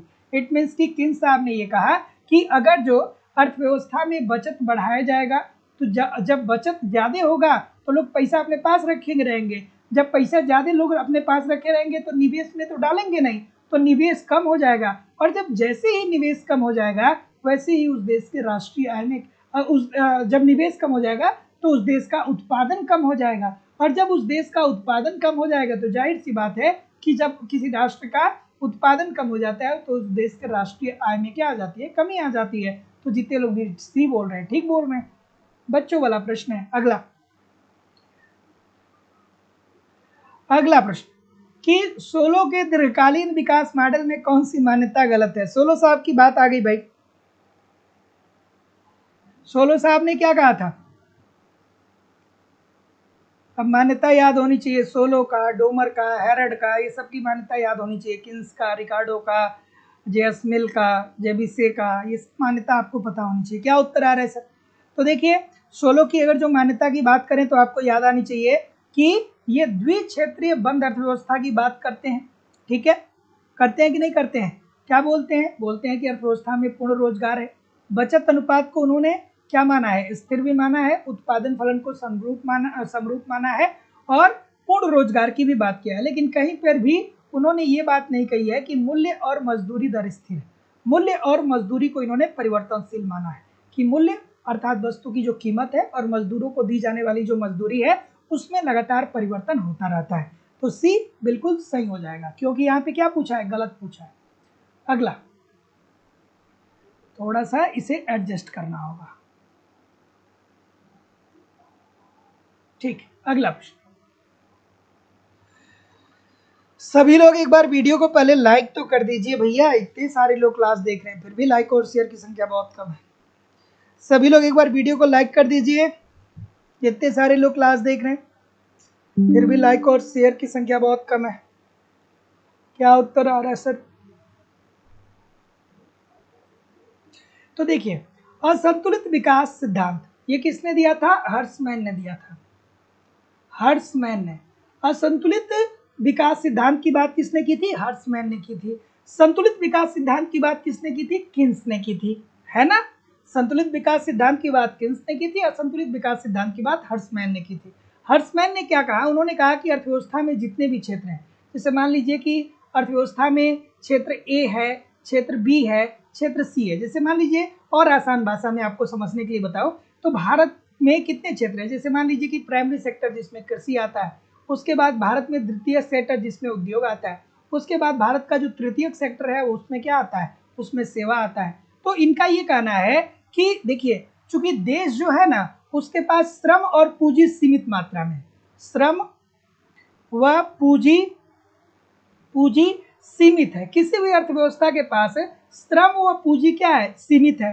तो ऐसी स्थिति में आपकी अर्थव्यवस्था में जो सीमित श्रम है और जो सीमित पूंजी है, केवल आप इनको उन्हीं क्षेत्रों में लगाइए जिन क्षेत्रों में विकास की दर ज्यादा हो सकती है। जैसे अगर जो आपको लगता है कि जो श्रम और पूंजी है उसको उद्योग में हम लगा करके विकास को बढ़ा सकते हैं, उत्पादकता का स्तर बढ़ा सकते हैं, तो आप केवल उद्योग में लगाइए, कृषि और सेवा क्षेत्र में आप न लगाइए। तो ऐसी स्थिति में अगर जो आप उद्योग में लगाएंगे तो उद्योग का जब तेजी से विकास होगा और जब इससे लाभ मिलेगा ना, जब इससे लाभ मिलेगा तो फिर आप निवेश सेवा क्षेत्र में कर दीजिए, फिर आप निवेश से कृषि क्षेत्र में कर दीजिए। ये बात उन्होंने कही थी। लेकिन जब संतुलित विकास की बात करते हैं तो वो कौन बात करता है? रेगनर नरसाफ। और वो कहते हैं कि अर्थव्यवस्था में सभी क्षेत्रों में समान रूप से निवेश होना चाहिए। तो जितने लोग भी ऑप्शन नंबर क्या बोल रहे हैं, चलिए देखते हैं कि असंतुलित विकास सिद्धांत के अंतर्गत अलग अलग क्षेत्रों के विस्तार अलग अलग दरों पर विकास होता है। बात तो ये 100% ठीक है। हाँ, अलग अलग दरों पे होता है, ठीक है। कृषि में लगता है कि श्रम और पूंजी लगाने से हमें ज़्यादा लाभ मिल सकता है तो इसी में लगाइए। सॉरी, उद्योग में लगता है कि श्रम और पूंजी लगाने से हमें ज़्यादा लाभ मिल सकता है तो इसी में लगाइए। छोड़ दीजिए सेवा क्षेत्र को, छोड़ दीजिए कृषि क्षेत्र को। ये हर्समैन साहब कह रहे हैं, हम नहीं कह रहे, हर्समैन साहब कह रहे हैं। ठीक है, आगे बढ़ते हैं कि यह आर्थिक क्षेत्रों की अंतर्निर्भरता के सार्थक उपयोग की अनुमति देता है। नहीं भैया, इसमें कोई आर्थिक निर्भरता होती ही नहीं है। जो हमारे पास पूंजी है, जो हमारे पास जो पूंजी और श्रम है, उसको अगर जो हम उद्योग में लगा रहे हैं तो यहाँ से जो लाभ मिलेगा वो हम यहाँ पे ले जाएंगे, एक दूसरे से संबंधित नहीं है। तो संतुलित विकास के अंतर्गत देखने को मिलता है। ठीक है, तो ये क्या होना चाहिए? ऑप्शन नंबर ए या डी? ए या डी? यह आर्थिक क्षेत्रों की अंतर्निर्भरता पे ये कैसे अनुमति देगा भाई? ये कैसे अंतर्निर्भरता पे असंतुलित विकास की बात कर रहा है? तो ये तो गलत हो जाएगा ना। आर तो गलत है, कहीं पे गलत दिया गया है। ए सही है। ए में क्या दिया गया? असंतुलित विकास सिद्धांत के अंतर्गत अलग अलग क्षेत्रों के विस्तार अलग अलग विकास दरों पे। तो फिर ऐसी स्थिति में तो सी होगा ना सर, क्योंकि आर जो है वो तो गलत है। तो जितने लोग भी सी बोल रहे हैं सभी लोग का उत्तर यहाँ पे बिल्कुल ठीक हो जाएगा। अगला, हैरेड मॉडल में जनसंख्या की वृद्धि दर प्रभावित करती है। अब हैरेड मॉडल अगर जो आप पढ़े होंगे तो आप अच्छे से जानते होंगे, नहीं पढ़े होंगे तो नहीं जानते होंगे, सीधी बात है। चलिए बताइए सर। हाँ, क्या उत्तर आ रहा है?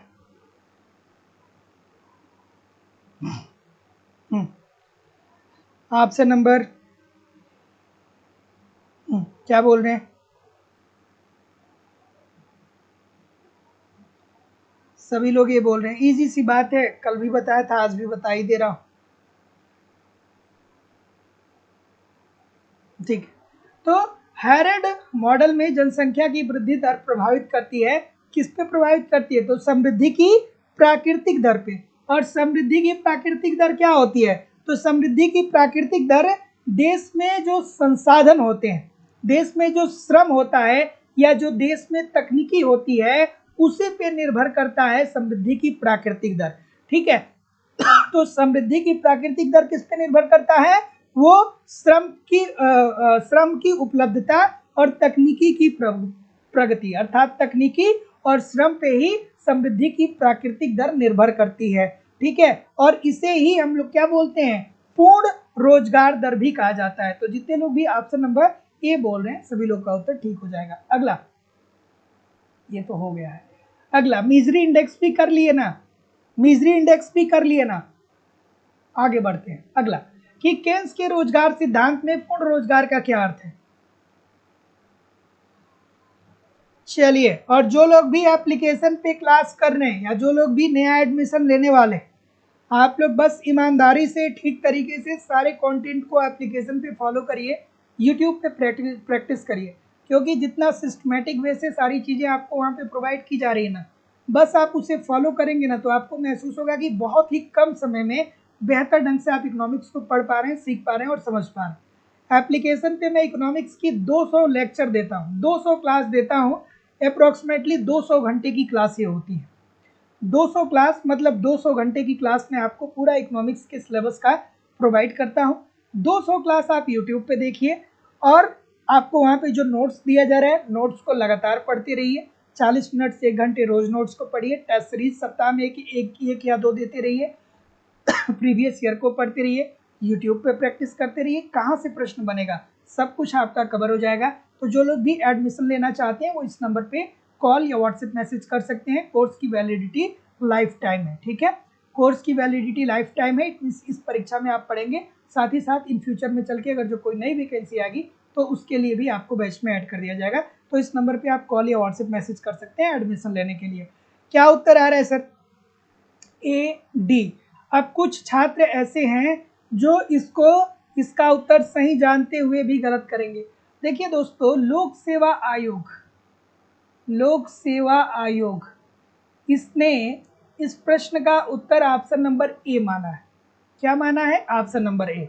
लेकिन जब आप इकोनॉमिक्स को पढ़ते हैं तो इकोनॉमिक्स के अनुसार इसका उत्तर होता है ऑप्शन नंबर डी, जो कि यही ऑप्शन इसका सही है।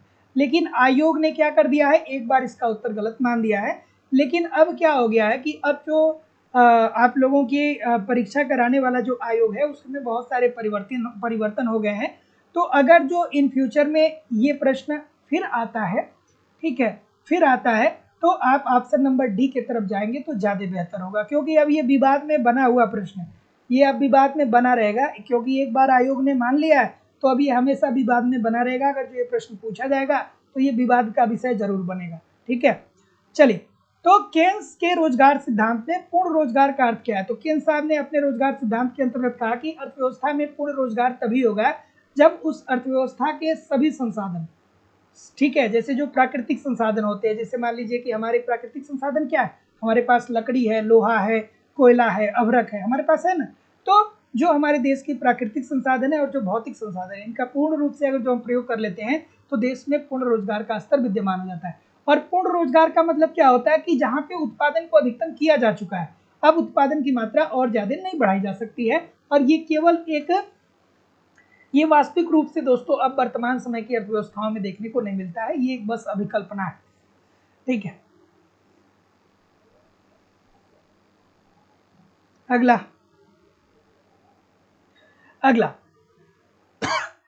कि सामर्थ्य उत्पादन अर्थव्यवस्था की उत्पादन क्षमता से निर्धारित होता है, जो निर्भर करता है। देखिए, उत्पादन क्षमता से निर्धारित होता है, सामर्थ्य उत्पाद। देखिए, किसी अर्थव्यवस्था, बस ये आपसे ये पूछना चाहता है कि अर्थव्यवस्था में जो उत्पादन होता है उसके लिए क्या क्या रिस्पॉन्सिबल होता है। ठीक है, अगर जो आप उत्पादन कर रहे हैं तो उसके लिए क्या क्या जरूरी होता है? तो ये जरूरी होता है पूंजी, उत्पादन के साधन पूंजी होते हैं, श्रम होते हैं, भूमि होते हैं, उसके बाद कार्य क्षमता होती है। तो जितने लोग भी सी बोल रहे हैं बिल्कुल ठीक बोल रहे हैं, बी और ए और बी दोनों ठीक है। अगला, स्फीतिक अंतराल मापता है समग्र मांग के समग्र पूर्ति पर आधिक्य को। स्फीतिक अंतराल की बात कौन करता है भैया? स्फीतिक अंतराल की अवधारणा किन्स साहब ने दिया, ठीक है। और किन्स साहब ने क्या कहा? किन्स साहब ने ये कहा कि अगर जो अर्थव्यवस्था में पूर्ण रोजगार की स्थिति आ जाती है, पूर्ण रोजगार का मतलब यह है कि आप अपनी अर्थव्यवस्था में जो भी संसाधन है उसका प्रयोग करके उत्पादन को अधिकतम कर चुके हैं, अब उत्पादन और ज्यादा नहीं बढ़ाया जा सकता है, ठीक है। तो अगर जो अर्थव्यवस्था में पूर्ण रोजगार की स्थिति विद्यमान है और किसी कारणवश अर्थव्यवस्था में जनसंख्या बढ़े या अर्थव्यवस्था में मांग बढ़े, मान लीजिए कि अर्थव्यवस्था में मांग बढ़े, तो मांग तो कोई भी बढ़ा सकता है। एक जो बच्चा पैदा होता है वो भी बहुत सारी वस्तुओं की मांग करता है, लेकिन क्या वो उत्पादन किसी चीज का कर सकता है? क्या नहीं कर सकता है। तो अगर जो अर्थव्यवस्था में उत्पादन का स्तर ऑलरेडी उच्चतम बिंदु पे है, अर्थात अब उत्पादन को और नहीं बढ़ाया जा सकता है, लेकिन जनसंख्या बढ़ने के कारण मांग बढ़ रहा है और मांग के कारण मांग बढ़ रहा है और जनसंख्या बढ़ने के कारण उत्पादन अब नहीं बढ़ेगा, क्योंकि पूर्ण रोजगार की स्थिति ऑलरेडी प्राप्त हो चुकी है, अर्थात पूर्ति नहीं बढ़ेगा। तो ऐसी स्थिति में क्या होगा? अर्थव्यवस्था में स्फीतिक अंतराल उत्पन्न हो जाएगा। तो जितने लोग भी ऑप्शन नंबर बी बोल रहे हैं कि पूर्ण रोजगार स्तर पे, सभी लोग का उत्तर बिल्कुल ठीक हो जाएगा। अगला, मानव पूंजी में विनियोग का संबंध है, बच्चों वाला प्रश्न है। मानव पूंजी में विनियोग, ठीक है, सबके जितने भी पेरेंट्स हैं वो सब मानव पूंजी में विनियोग ही कर रहे हैं, सरकार भी मानव पूंजी में विनियोग ही कर रही है। सरकार क्यों यूनिवर्सिटी बनवा रही है? सरकार क्यों सरकारी हॉस्पिटल बनवा रही है? सरकार क्यों लोगों को अच्छी शिक्षा दे रही है? सरकार लोगों को क्यों अच्छी लाइफ स्टाइल देने का प्रयास कर रही है? क्यों दे रही है? क्योंकि जब आप शिक्षित होंगे, जब आप पढ़े लिखे होंगे, जब अच्छा दिमाग आपका काम करेगा, जब अच्छा रहने की जगह आपके पास होगी, तो आप बहुत कुछ सीख सकते हैं, और जब बहुत कुछ सीख सकते हैं तो आप बहुत कुछ उत्पादित भी कर सकते हैं, और जब आप बहुत कुछ उत्पादित करेंगे तो आप राष्ट्र के निर्माण में अपना सहयोग भी दे सकते हैं, अर्थात शिक्षा पे भी है, प्रशिक्षण पर भी है और स्वास्थ्य सेवाओं पे भी है, तो उपरोक्त सभी प्रकार के भी है। अगला, कि किसी दिए गए वर्ष में उत्पादक संसाधनों के मालिक द्वारा जो कुल आय अर्जित की जाती है उसे कहा जाता है। खूबसूरत सा प्रश्न, क्या उत्तर आ रहा है सर? ठीक है,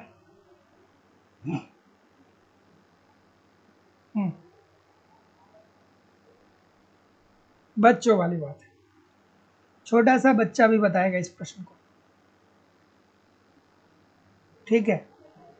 अब कॉमन सेंस लगाना है, कुल अर्जित आय की बात हो रही है, दिए गए वर्ष की बात हो रही है, दिए गए वर्ष की बात हो रही है और कुल आय की बात हो रही है। तो जब आप राष्ट्रीय आय पढ़ते हैं तो क्या पढ़ते हैं कि राष्ट्रीय आय क्या होता है? तो किसी एक वर्ष में या किसी एक वित्तीय वर्ष में, भारत का वित्तीय वर्ष क्या है? कमेंट करके बताइए कि भारत का वित्तीय वर्ष क्या है। सभी लोग कमेंट करके बताइए कि भारत का वित्तीय वर्ष क्या है, ठीक है। तो किसी एक वित्तीय वर्ष में उस देश में उत्पादित समस्त वस्तुओं और सेवाओं के कुल मौद्रिक मूल्य को ही क्या बोलते हैं? उस देश की राष्ट्रीय आय बोलते हैं, ठीक है। तो ये किसका भाग होगा? ये राष्ट्रीय आय का भाग होगा। तो जितने लोग भी बी बोल रहे हैं बिल्कुल ठीक बोल रहे हैं। बस आज इतना ही करेंगे, कल के सेशन में इससे आगे हम लोग बढ़ेंगे। और दोस्तों, जो लोग भी पूरी क्लास को ज्वाइन किए थे, आप कमेंट करके बताइए कि कितने प्रतिशत प्रश्न आपके सही हुए, और कहीं भी जाइएगा नहीं, थोड़ा बहुत हम लोग बात भी करेंगे। तो देखिए दोस्तों, आप लोगों की इकोनॉमिक्स की जो दूसरी क्लास है वो लाइव स्टडी इलाहाबाद के मोबाइल एप्लीकेशन पे हो रही है, जहाँ पे इकोनॉमिक्स के अलग अलग बैच चलाए जा रहे हैं, और सभी बैचेज में आपको आपके सिलेबस के अनुसार एक रणनीति के तहत इकोनॉमिक्स के सारे कंटेंट दिए जा रहे हैं। आपको उत्तर प्रदेश टीजीटी पीजीटी का अलग बैच देखने को मिलेगा, बिहार टीजीटी पीजीटी का अलग बैच देखने को मिलेगा, यूजीसी नेट का अलग बैच, झारखंड टीजीटी पीजीटी का अलग बैच है, मध्य प्रदेश में सेट और टेट के लिए बैच देखने को मिल जाएगा, उत्तराखंड में लेक्चरर और एलटी के लिए बिल्कुल नया बैच देखने को मिल जाएगा, एलटी ग्रेड जीआईसी लेक्चरर, अलग अलग राज्यों में असिस्टेंट प्रोफेसर की अलग अलग क्लासेस आपको देखने को मिल जाएंगी। और हर क्लास में हर बैच में आपको आपके सिलेबस के अनुसार इकोनॉमिक्स के सारे कॉन्सेप्ट सिंपल सटीक साधारण भाषा में पढ़ाए जा रहे हैं। इसकी लाइव क्लास होती है, इनके साथ लाइव क्लास में नहीं जुड़ पाते हैं तो बाद में आपको रिकॉर्डेड क्लास भी मिल जाता है, तो आप अपने समय के अनुसार कभी भी क्लास को देख सकते हैं, ठीक है। उसके बाद आपको टेस्ट सीरीज भी, यहाँ पे नोट्स भी दिया जा रहा है, ताकि आप एक तरफ कॉन्सेप्ट पढ़ते रहिए, दूसरी तरफ नोट्स के माध्यम से अपना रिवीजन करते रहिए। कम से कम 40 मिनट से 1 घंटे रोज नोट्स पढ़िए। न्यूज़पेपर पढ़ने की आदत डाल लेते हैं नोट्स पढ़ने की आदत नहीं डालते। जब तक सफलता नहीं मिल जाती है, कम से कम 1 घंटे रोज नोट्स पढ़िए।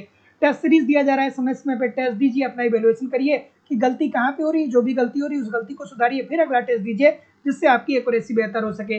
प्रीवियस ईयर के क्वेश्चन पेपर भी आपको दिए जा रहे हैं, डायरेक्टली इनडायरेक्टली बहुत सारे क्वेश्चन प्रीवियस ईयर से पूछे जाते हैं और करंट की भी क्लासेस आपको यहाँ पे करवाई जा रही है। मतलब सब कुछ कवर कराना हमारी जिम्मेदारी है, बस आप ईमानदारी से एप्लीकेशन पे फॉलो करते रहिए मुझे, सब कुछ आपका यहाँ पे कवर होने वाला है। और यूट्यूब पे प्रैक्टिस करते रहिए। अरे यार कहाँ से प्रश्न बनेंगे, इतने सारे माध्यमों से आप इकोनॉमिक्स की तैयारी करेंगे, कहाँ से प्रश्न बनेंगे, सब कुछ आपका कवर हो जाने वाला है।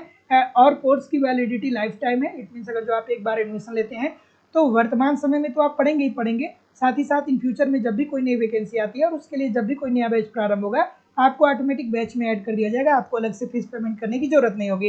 एडमिशन फीस केवल और केवल 2000 रुपये है। तो सिंपली एडमिशन लेने के लिए आपको अपनी फीस इस नंबर पे सबमिट करनी होगी। गूगल पे, फोन पे या पेटीएम के माध्यम से आप अपनी फीस इस नंबर पे सबमिट कर सकते हैं और उसका स्क्रीनशॉट आपको इसी व्हाट्सएप नंबर पे सेंड करना होगा, या किसी भी इंक्वायरी के लिए इस नंबर पे आप कॉल या व्हाट्सएप मैसेज भी कर सकते हैं।